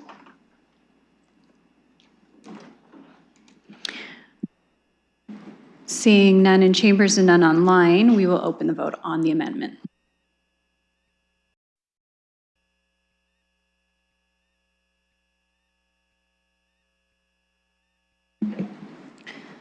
Closing the vote, the motion carries 6-0. Thank you. We are back on the main motion, and I'll look for speakers on the main motion as amended. Thank you. I'll go to Councillor Chasa. Yes, thank you very much. And through the chair, I would like to thank the mayor and the chair for bringing this forward. We had this on a previous agenda, and I think it was a really good thing that we decided to defer it, because I think that the plan that's been put forward here is very viable. It's very reasonable. My worry, and it's not a big enough worry that I'm going to try to make an amendment or not support this. My worry is those maximum amounts can run out, especially since they're being spread over two agencies now. And I just want to say, if that maximum amount runs out and we find ourselves in another funding gap, I think that there are members of this committee who will bring something forward to try to avoid that gap. Having said that, I feel a little frustrated that we're constantly in this sort of funding gap mode. And we need to do better than that, but I think the municipality is stretched, and I think the municipality is doing what they can do here. So time will tell if we have to come back in a few months with another extension request here. And I think it's incumbent on the agencies to let us know how your funds are holding up. That goes for 519. It goes for the ARC. So all in all, I think this is a very positive development, and I'll be supporting the motion. And I'm very optimistic that here is an example of this council working together to try to solve an immediate problem. So thank you to everybody who's been involved in this. Councillor Ferreira. Thank you. I guess I'll first say thank you to the delegates who spoke very well and elegantly. I really appreciate the stories that you shared. I know I've spoken to several of you, maybe all of you, and I appreciate just kind of comments that you shared. I thought that was very moving and very eye-opening, especially when it comes to with respect to the trust part and how do we open up that front door, and just kind of making sure that that trust exists so we can actually bring people in and bring them indoors eventually and ultimately. I'll also say thank you to staff for your work on this report. I think the breakdown of the options and just what those consisted of was very clearly laid out, and I appreciate that. And to the work that was done at this committee before to have this report come back, I appreciate that as well. I wanted to just kind of make some confirmations, just some clarifications. So, and I appreciate, I should say, to the mayor and to the chair as well for bringing this motion to committee. I do appreciate just looking and hopefully getting that unsheltered homelessness encampment initiative funding from the federal government and just kind of tying that in with this, and then also using the social services reserve fund as a bridging, and then having that retroactively paid back with the UHEI funding when it hopefully ultimately comes in. I appreciate the work there and kind of tying that in with the option 3. So I do want to ask though, when it comes to the 350 funding gap, I just wanted to know, if and when we get the unsheltered homelessness encampment initiative funding secured, is that cap still applicable to that, or does that cap get lifted? Is that cap only for the social services reserve fund portion, and does that cap get removed, depending, I guess, on the amount that we get, if we get it? Does that cap get removed of the 350,000? I'll go to the mayor to answer. Yes, so what we don't know is the program parameters around the fund. And so how that would work would be essentially through our staff and the application to the fund or the renewal of the fund. They may establish different parameters around it, which may, limit it. It may be different size per municipality. So I think those are some of the questions that we simply can't answer yet. So this is really protecting the social services reserve fund, because again, as you know, it's not like we have a shortage of needs in this space. The fund doesn't have a huge balance in it, and so this is to backstop that. Hopefully replenish it if we get funding, but ultimately the answer to your question is going to be a function of the program parameters and what can and can't be done with them. Councilor Ferreira? Okay, I appreciate that. I do know that we don't know what the amount is, even if we do get that, secure that money as it is. My follow-up is kind of like that, but I'm just going to state it for the record as it is a question, and if you can answer, please do, but if you can't, I understand, especially with the answer that you just gave. But with I guess the two funding channels that we see in this motion, the 25,000 per month for 519 Pursuit and the 60,000 per month with the Arcade Street Mission Services, I would assume that if we were to get the Unsheltered Homelessness Encampment Initiative money funding, and we see that perhaps those amounts could be adjusted, they would be potentially adjusted when we know how much we're getting from the UHEI funding. So I guess if you can't answer that, you kind of did already, but if you want to put some comments on that.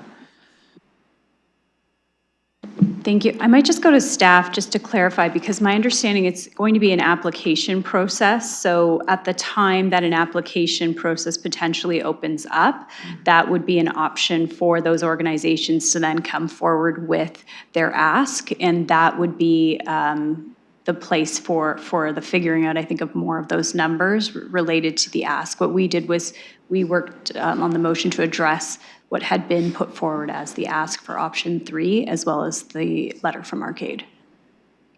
Mr. Dickens.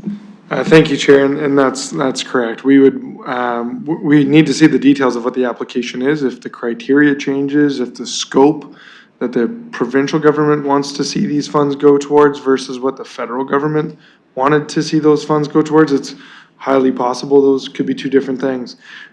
If we learn of an application process, and if we learn that we're eligible to apply, we would absolutely be working with community partners around forming that ask and submitting that ask. That it's conceivable that the UHEI may set its own cap per applicant. We know what the overall envelope is, and so we'll have to see how that's being dispersed nationwide. There'll be lots of asks, which will exhaust that 125 million, no doubt. So we'll have to see what parameters are set. We'll, of course, make sure we try to maximize, as we always do, any other order of government's funding prior to maximizing or exhausting our municipal contributions. Councilor Ferreira. Okay, thank you for that. I hope that answers the questions from 519 Pursuit. I know you were asking those questions before. Okay, I appreciate the work from everybody who spoke up in the gallery, from staff, from the mayor, from the chair. Thank you. I'll support this. Thank you. Looking for other speakers. Councilor Pribble. Thank you, and I'll start by thanking the mayor and the council for bringing this in front of us, because as you heard during our last meeting, this was a concern and it's an issue that we are all aware of that we need to address. I don't know how many times I heard during the past so many years directly from the individuals or through someone, how many lives 519 Pursuit saved. it's a incredible outreach organization. And, when I go to the nearby where their, let's say, encampments are, and there are neighborhoods and people are outside, and I do ask them, how is everything? And they say that the interesting part is if most of the issues are actually, let's say, over the weekend, and some of them they know 519 Pursuit, some they say that organization that comes here helps the individuals. And they actually say that the issues there are usually on the weekends because this organization has kind of funding and volunteers only for Monday through Friday. But I'm just trying to state how important really it is, this organization, even for the neighborhoods, because the individuals, residents, and it's an assumption, they say, we believe these individuals who are in encampments, if they don't have the food, the water, the essentials, that's where actually the increased issues arise. So I really think that, as I said, I could say many times how many times have been saved. One very recent example today, one of the speakers I reached out today, there's a young gentleman downtown with an issue. Guess what? 3-4 hours later, this has been already addressed. Thank you very much. I do think that we do have a system in place. We really do. And yes, every system can be better, but we have it and it works. I'm going to tell you one very recent example before Christmas. I was delivering the St. Vincent de Paul Christmas cards and gift cards. We were delivering them at Indwell Properties, others including Indwell. And there were a couple of people that actually told me, I started on the street in the encampment, and there was 519 and London Cares for me. Then I moved up, and I moved up in terms of either it was the mission services, it was the arcade, it was the Salvation Army. And now I'm in Indwell, I have steady housing, and I'm actually helping the ones that are on the street. I'm trying to mentor them and help them. So we do have a system that in place. It does work. Could it be better? Any system can be better. I mean, you got to work on the improvement. But what I'm trying to say, 519 Pursuit, you are a huge, huge part of it. We all thank you greatly. And as you heard, yes, this is a temporary way forward. But as you heard from some of my colleagues, we will be dealing with it. Hopefully, there will be funding through higher levels of government. But if not, we will be dealing with it because we do realize, and I'm not just saying this, you heard it from the other ones, my colleagues, we do realize how important, crucial your work is, and it's part of our system. So thank you, and I have no more questions or comments. Thank you. Thank you. Looking for other speakers on this item? Okay, seeing none, Councillor Purple, will you take the chair for me? I take the chair, and I recognize Councillor Rahman. Thank you, and through you, Presiding Officer, I just wanted to first say thank you to the delegations that spoke today and to the folks that took the time to write in, and there was quite a number of communications on the added agenda and on the regular agenda, and lots of stories as well, which I thought was quite moving, so thank you for those as well.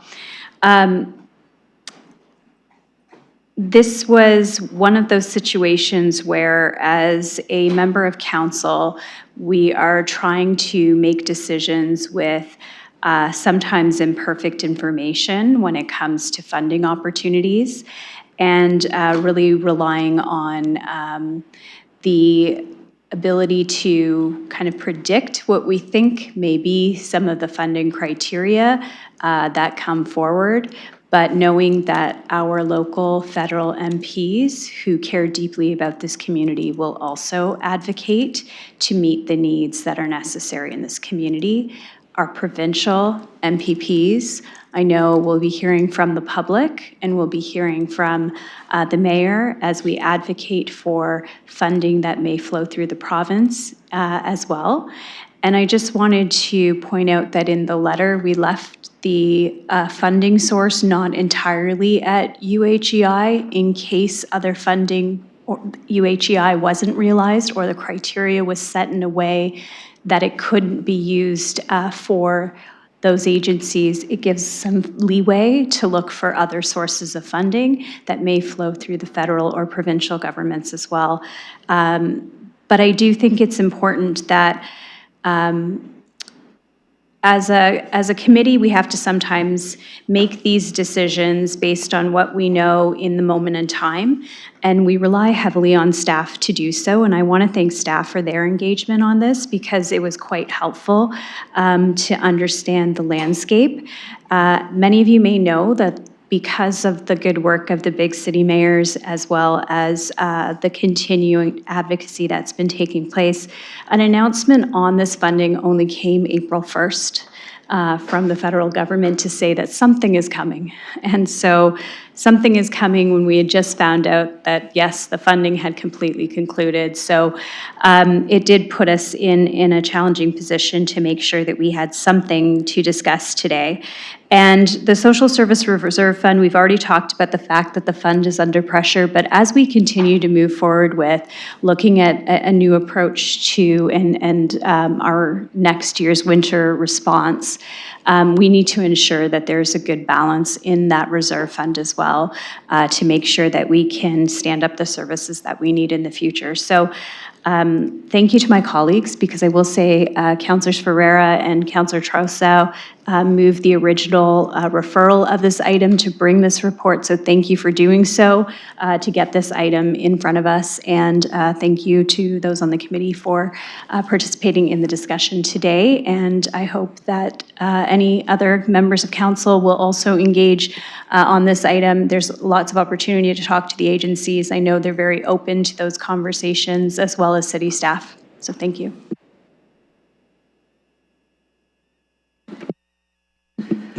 Thank you, Councillor, and I'm returning the chair back to you. Thank you. Looking for any last speakers. Seeing none online, seeing none in chambers, we will open the vote on the as amended.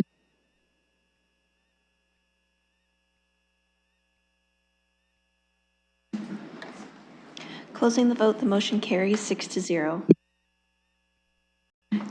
Thank you, colleagues. It is 3:53. We have one item remaining on the on this section, and then we have a item next on the deferred matters and additional business. I wonder if we can deal with 4.3 and then look to take a break before we start the item 2.6.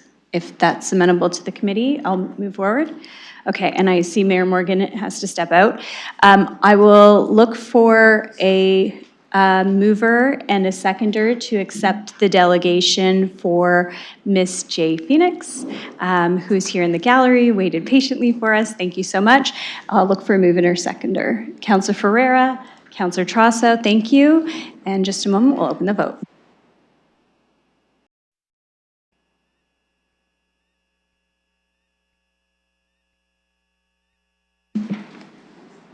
Closing the vote, the motion carries 5-0.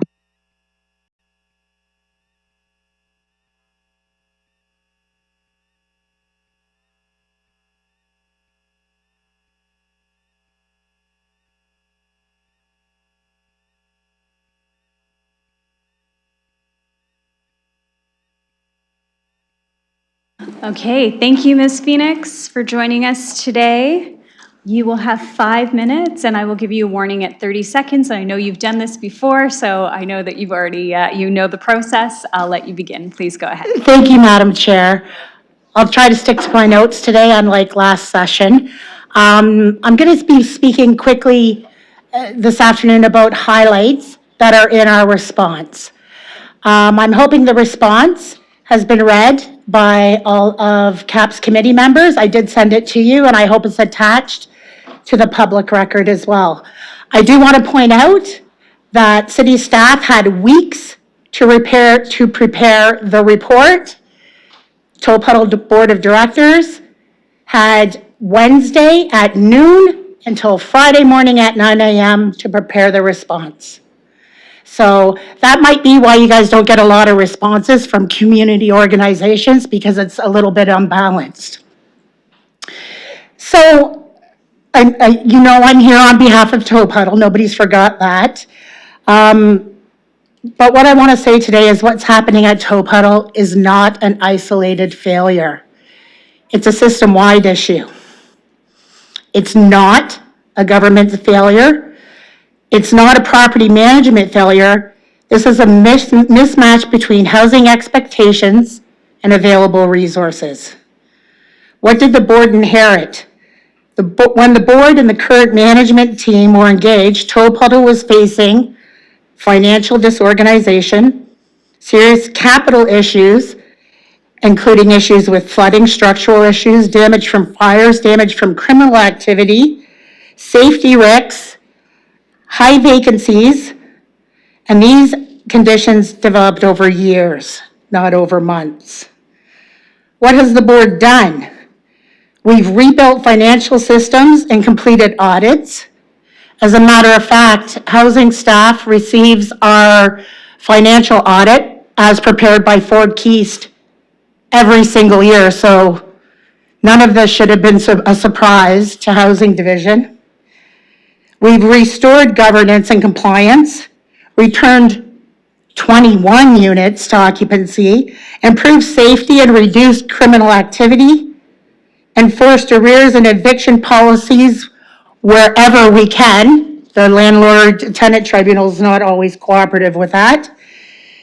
And we've always tried to work continuously with city staff and our other partners. These are not the actions of a failing organization. These are the actions of a board that is actively trying to stabilize one. Where is the system failing? Members' needs have changed significantly, as we spoke about before.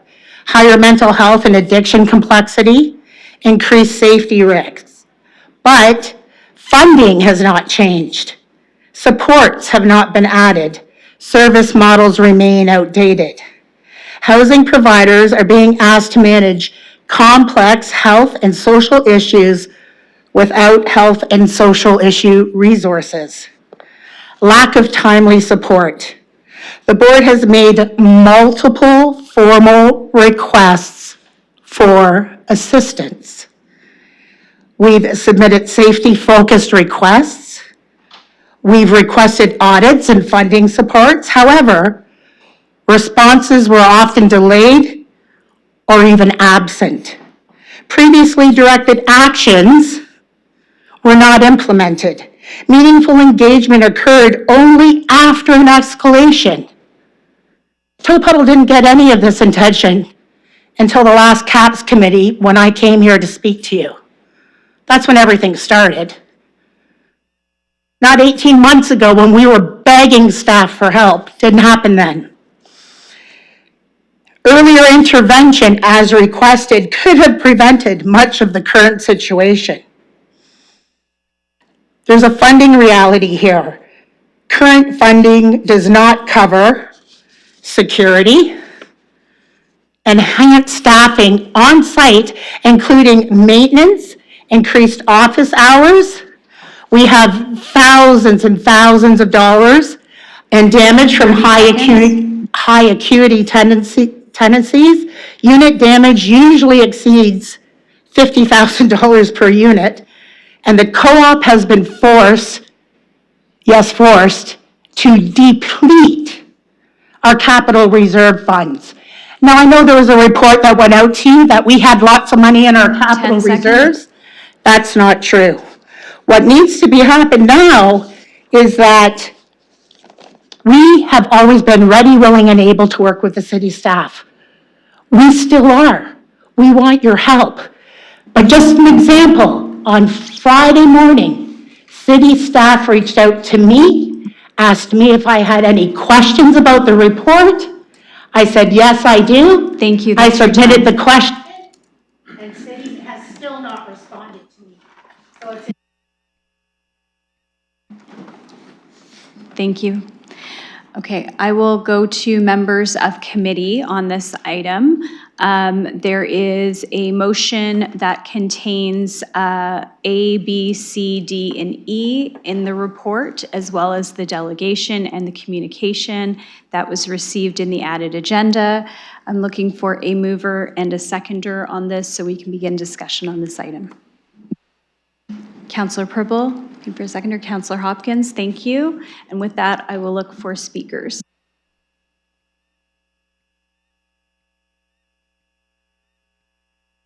Councillor Trassa.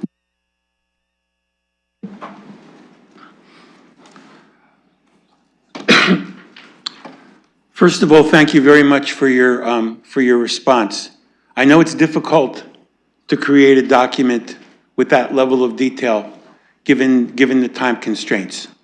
It's a persistent problem. I don't think it's anybody's fault. It's just this council is trying to condense a lot of business into a short amount of time, and we'll be hearing more about that in the next item as well. But I do want to thank you for your response. I think what I would really like to try to get to the bottom of is there's back and forth here. And I would really like to see the board, your board, get on the same page with city staff.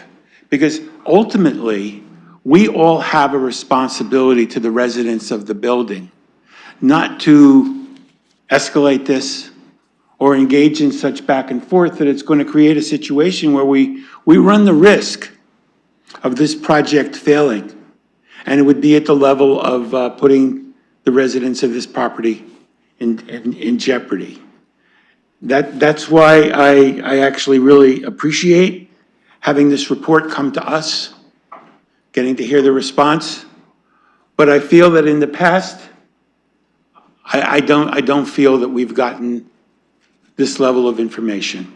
I have particular concerns, which I'd like to raise again, and that is, how could it have been the situation that the conditions in this premises were so dire, were so bad, that would have risen to the level of, that would have sunk to the level of a very poor, if an asset management plan had been prepared?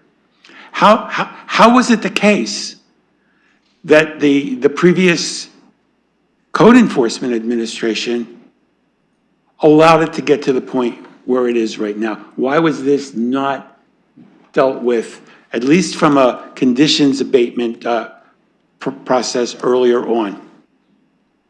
I'll leave that. I think I'd ask Mr. Mathers that question, because I know that the current incumbent of the position is relatively new, and I see that this issue is being dealt with now. But what about over the years? Mr. Mathers? Through the chair. So there has been a number of issues over the years. I'll let Mr. Feldberg get into that as well. So like anything, we're here to be able to respond to what we hear from the community, what we hear from counselors as well. So we've done our best to be able to proceed in that way over the years. And there is a significant number of back and forths from a compliance perspective. We're not going to go through each one of those items today. So we are attempting to ensure that there's compliance with any city property or any time that we get into one of these situations. So we are attempting to do that, of course. And I'll let Mr. Feldberg add in anything else he wants to add in from a housing services perspective. Thank you, Mr. Feldberg. Thank you, and through you, Madam Chair.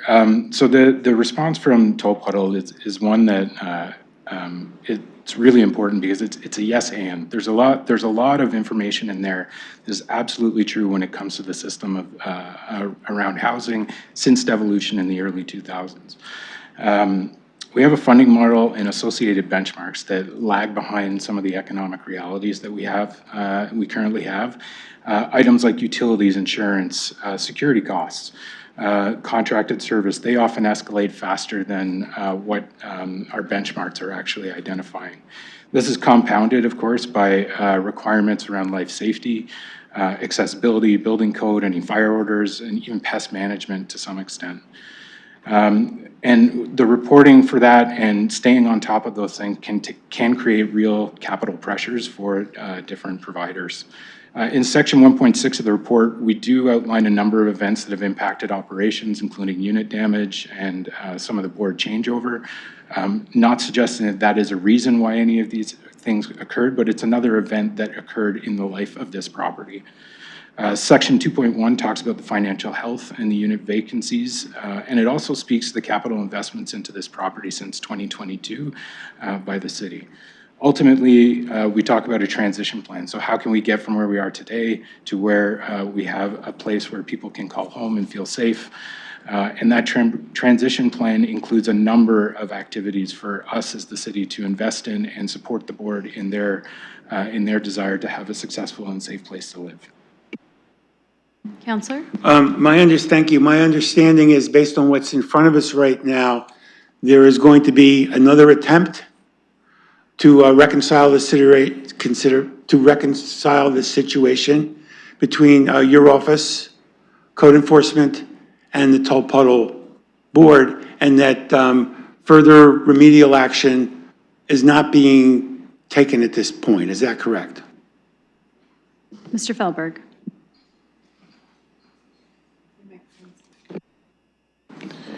Thank you, and through you, Madam Chair. So the funding and the program that we've identified in the transition plan and the overall and the report itself, it talks about incorporating some of the items that were identified through the fire life safety inspection, the municipal compliance inspection, the SEPTED reviews that were undertaken, and then updating that in a comprehensive building condition assessment for us to be able to make those investments into the property and improve the capital needs.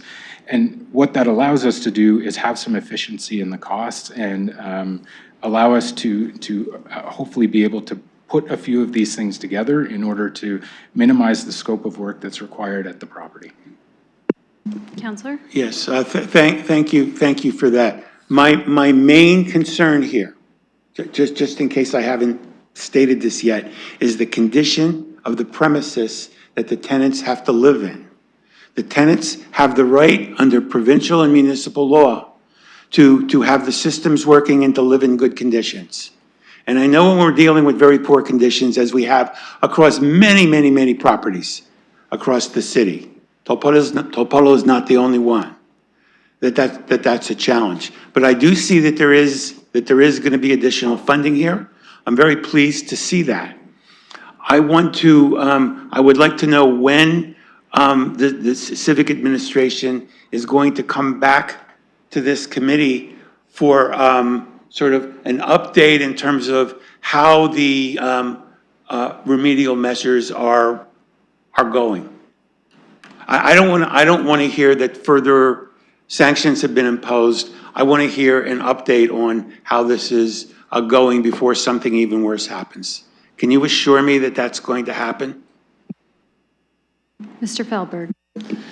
Through you, Madam Chair. So we've identified approximately 6 months for us to get from today to where we are in the future. So we've identified Q4 in the report.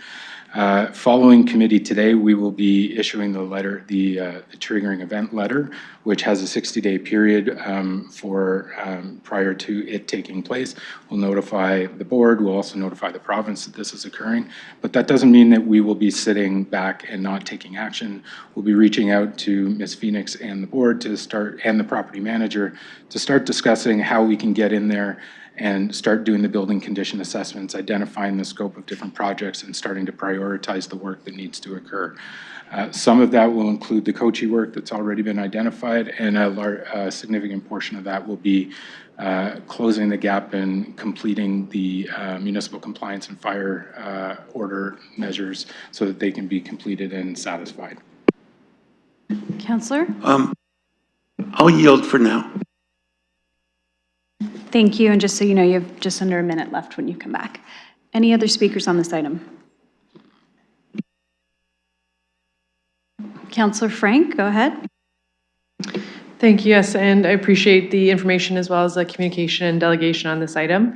I am wondering, given there's a lot of information that's being circulated in this report as well as via email, if there's an ability for us or authority to undertake an independent audit of this, what has occurred and what has led to the position for the building that we see in the condition now, both from the organization side and the staff side, and if that's possible for us to do, just so that we have information similar to how we had the MMP audit for 122 baseline. We have a report that explains what happened, and in that way we can make sure that we can avoid the same pitfalls in the future.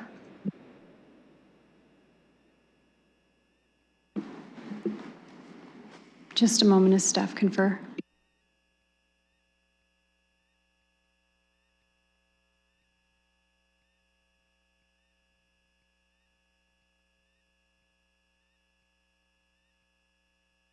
Mr. Feldberg.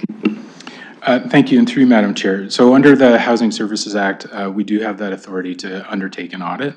I would look at an audit being very similar to something we do called an operational review. It's actually one of the things we do when we're assessing the service agreement requirements, which are outlined in item 2.7 on today's agenda. So what we'd do is we'd go and we'd look at the governance model and some of the decision-making efficiency. We'd look at financial operations and some of the matters around how any debts that are any debts and how the subsidies are being used. We'd also look at the requirements under the transferred housing project and whether our GI units are being delivered appropriately. And then we'd also assess the capital needs through the building condition assessment. That would be the typical approach from the service manager perspective. Assessing any other matters in the building, any other activities wouldn't be something we would typically undertake. As far as the process, we would go out and procure a third party to do that as opposed to having staff do it. And then we'd work with the board and property management on how we could implement that in order to collect whatever information is required to do that.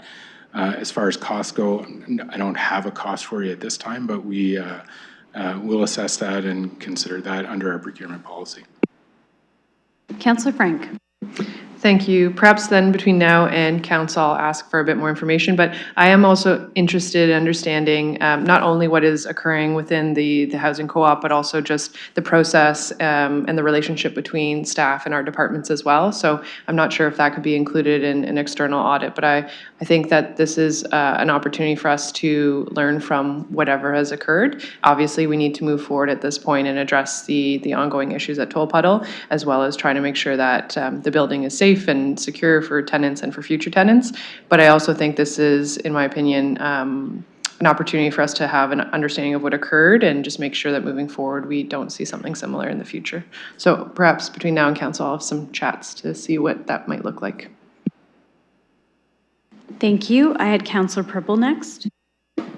Thank you, sir. The chair, to the staff, a question. Ms. Phoenix, she mentioned that she sent on Friday some questions, potentially comments, and it's not that I do expect us that we'll be replying or responding to her correspondence from Friday.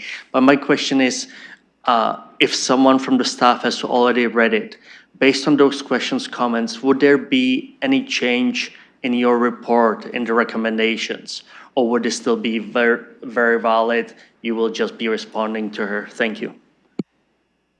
Mr. Feldberg.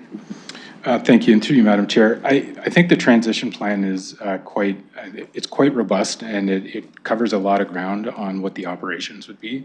So I think what we would want to do is we'd want to look at if there are any changes required for that transition plan. I don't think so. The PID does, the project in difficulty does grant the service manager a little bit more leeway to be able to flow funding and be able to work directly with the board in a different way than it normally would. So that is definitely a benefit to us. Bringing in mentorship is one of the things that we talked about as well. And that was on the table a number of years ago. We'd be bringing that back on as well. So I'll have to go back and look at the questions in detail and consider that, but I think the transition plan as it sits today is enough for us to act and change this property. Councillor Purple. Thank you, and one follow-up through the chair. If there would be something significant, I assume you would be coming back and you would update us before the council, correct? Mr. Feldberg. Thank you, through you, Madam Chair. Yes, that would be my intention. If it was changing the transition plan significantly, yes, we would update council. Councillor. Thank you very much. No more questions. Thank you. Councillor Hopkins. Yeah, thank you, Madam Chair, and thanks to staff for their report, and thank you to Ms. Phoenix for being here. I know timelines are pretty short. Getting the board together is not easy to do sometimes with the limited time that you have, but I do appreciate you being here and explaining the board's position to us. I am supporting the recommendation. as much as the capital improvements that are needed of over 700,000 to get Toll Puddle going again. And it's really for those tenants that are living there, and it's important. I think the recommendation in D is also important, and that's that transition plan that Toll Puddle, the board, and staff will be working together to deal with the ongoing discrepancies that have been noted. So I would really encourage the board and staff to work together, and looking forward to an update coming back to council whenever that happens. So thank you. Thank you. Councillor Ferreira. Thank you, Chair. I guess I'll start with thanks to Ms. Phoenix for your delegation and your work. Thank you to staff for your work as well.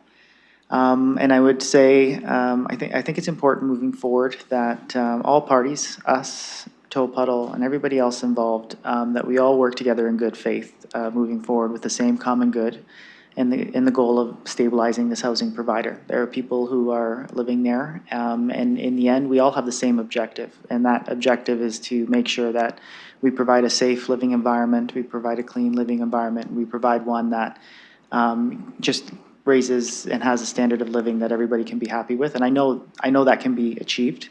I just would like to see what is the best way, the best path forward. I think what staff has presented to us and the conversations that we've had, I think this is a good path. And I really think that it's a matter of we should be looking forward now rather than kind of what happened in the past. Like, obviously, we need to be informed of what happened in the past and ask those questions and get that clarification and use that information for how it is that we can bring that common state of what everybody is really looking for. Because I really think that we all have the same ideas of what we would like to see Toll Puddle be.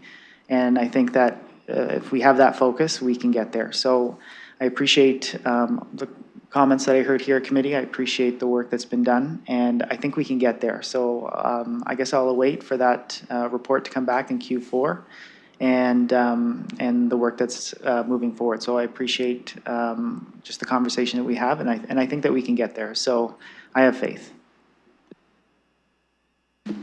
Thank you. Looking for other speakers on this item. Councillor Trosso, you've got a minute left. Go ahead. Yes, and I'm going to support this right now. I do have questions, and my vote may change by council, and I may want to put an amendment in. But one thing that I am concerned about is Q4. Well, that could be the end of December. This council's gone. I would really like to see that at least an interim report moved up. I'm not going to put a motion on the table right now, but I need to better understand why we can't have an interim report at some point over the summer. I'm not asking for a full response on that right now, but just to let people know where I'm going on this. I'm not comfortable with the Q4, and I may raise that at council unless there's a real good reason for it. I know that you have a lot of things to do. I know staff has a lot of things to do, but I think this council needs another. Councillor, sorry, that's your time, but I'll let you wrap up. Done. Thank you. Okay, Councillor Ferreira. Thanks, Chair. I know I have time, so I'm just going to finish off with Councillor Trosso's question. So I know that there's a 6-month period that we're speaking about, and it is April 13th. So I know you have to obviously write reports and do that work there, but is the possibility there to bring it earlier on in Q4 rather than right at the end in December? Mr. Feldberg.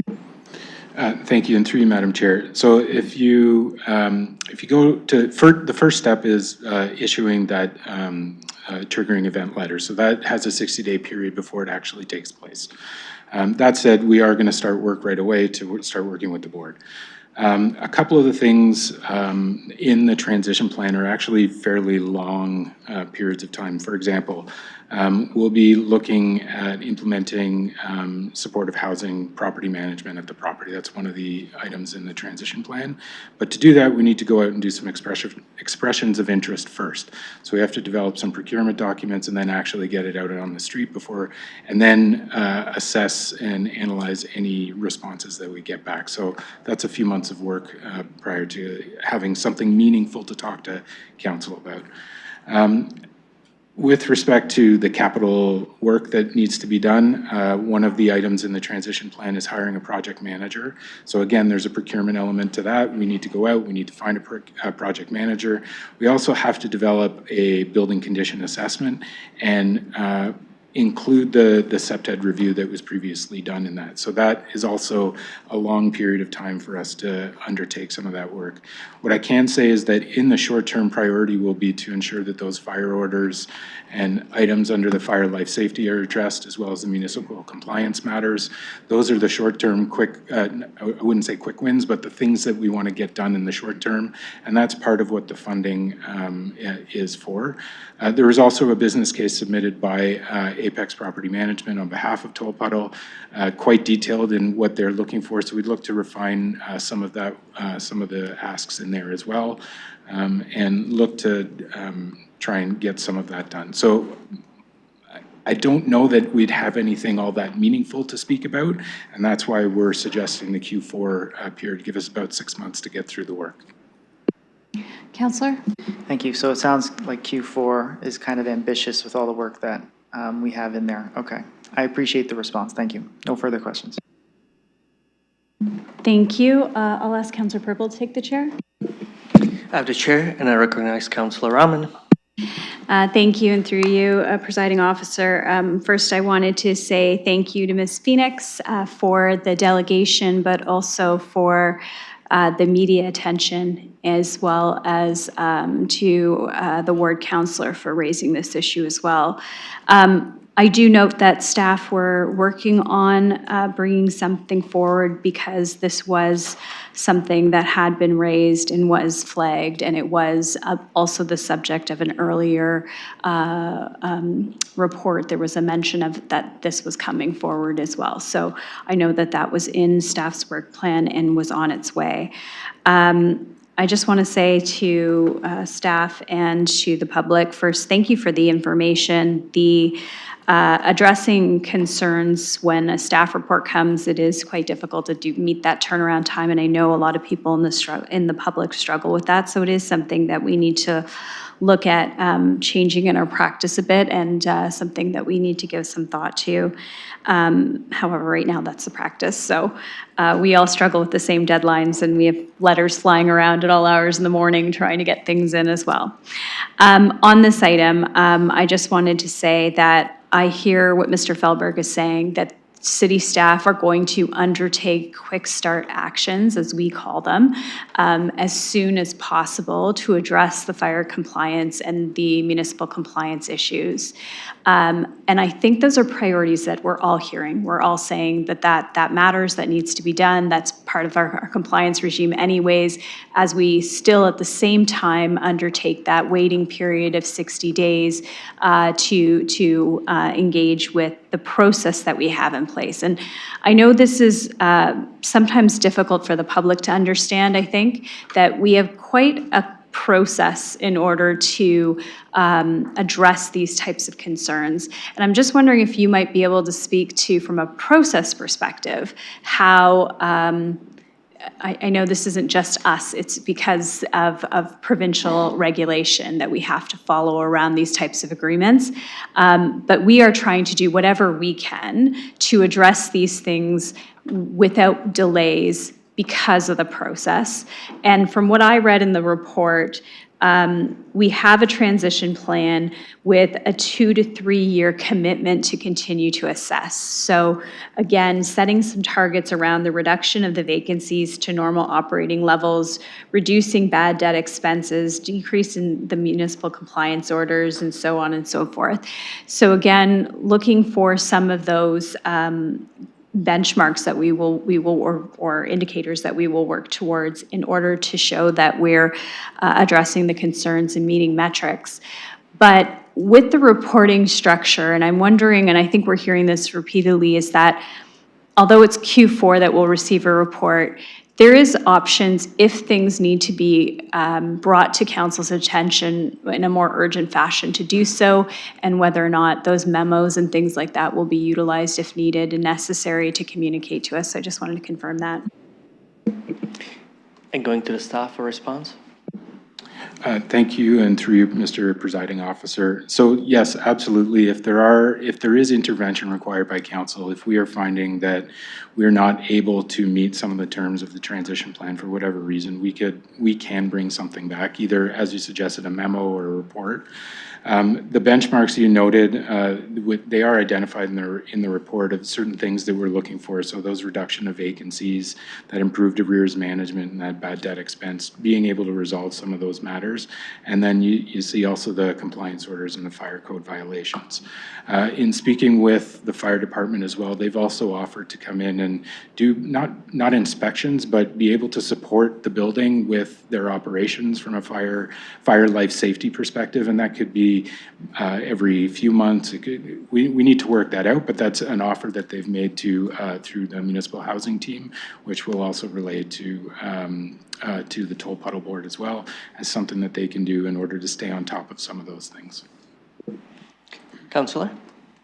Thank you, and that's helpful. And I just want to conclude with, I understand and I see the willingness by all partners to get to the table and work towards a solution. So I'm very hopeful that we can do so and continue on down a viable path to make sure that we provide safe housing for everyone. So thank you to everyone that's spoken on this matter, and I look forward to seeing more progress on this file. Thank you. Thank you, and I just had a request to call E separately. Hold on.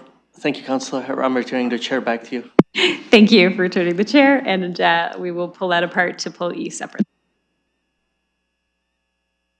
Okay, with that, we will look to open the vote on A through D, and that vote will be open in just a moment.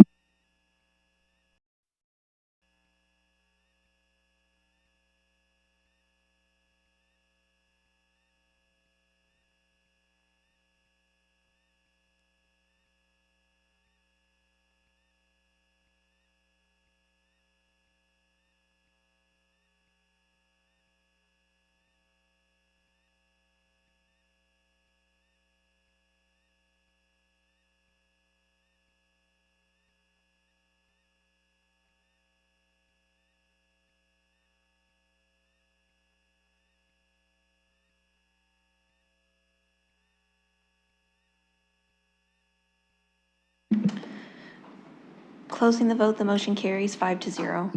Thank you, and with that, we'll look for item E to be put on the floor.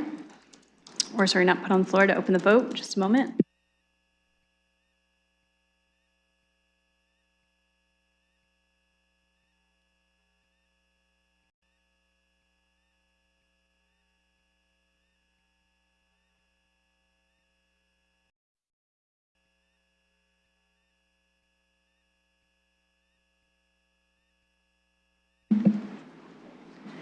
Closing the vote, the motion carries 4-1.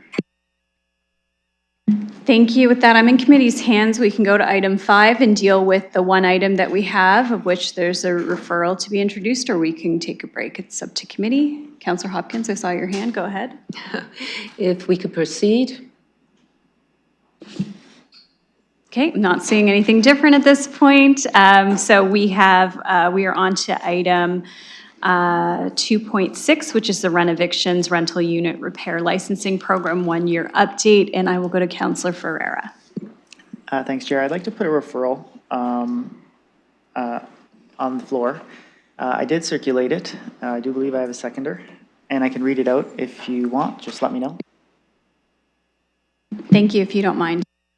Okay, so the referral is that the staff report dated April 13th, 2026, entitled Renovictions Rental Unit Repair Licensing Program 1-year update be referred to the next meeting of the Community and Protective Services Committee for further consultation with stakeholders, including but not limited to Neighbourhood Legal Services, London and Middlesex, Acorn, and been, and for the report back to come to committee. And I actually see that I have lifespan written here, so if the clerks can just put lifespin for that part.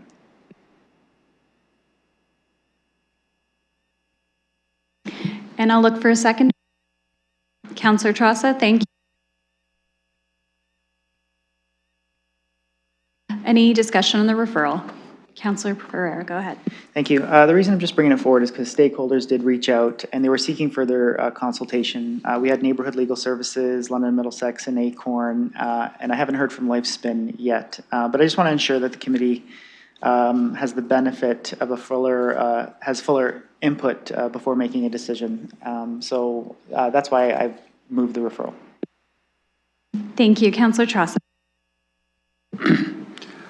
I appreciate, through the chair, how pressed staff is. And I know that we have been placing incredible, unusual demands on particularly this department.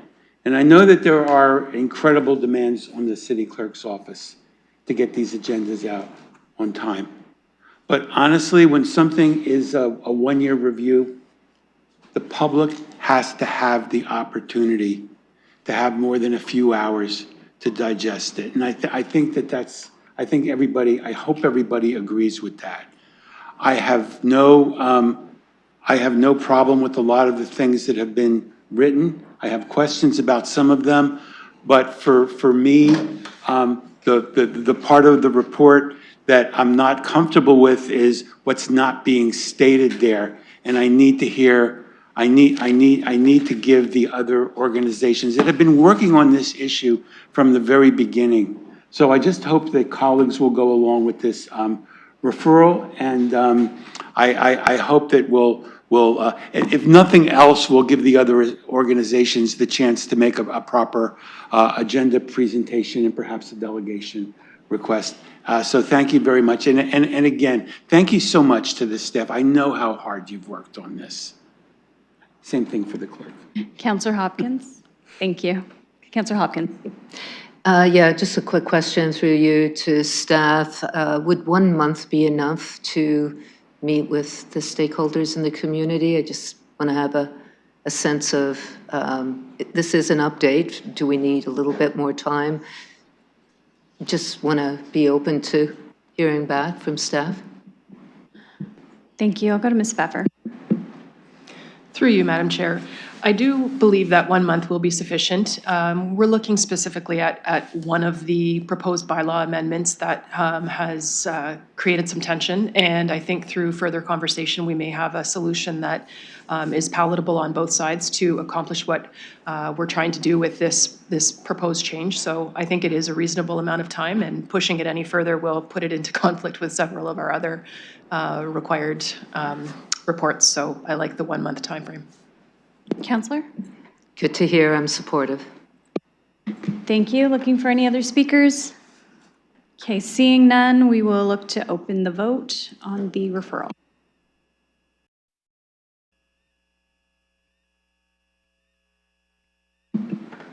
Counselor Tressa?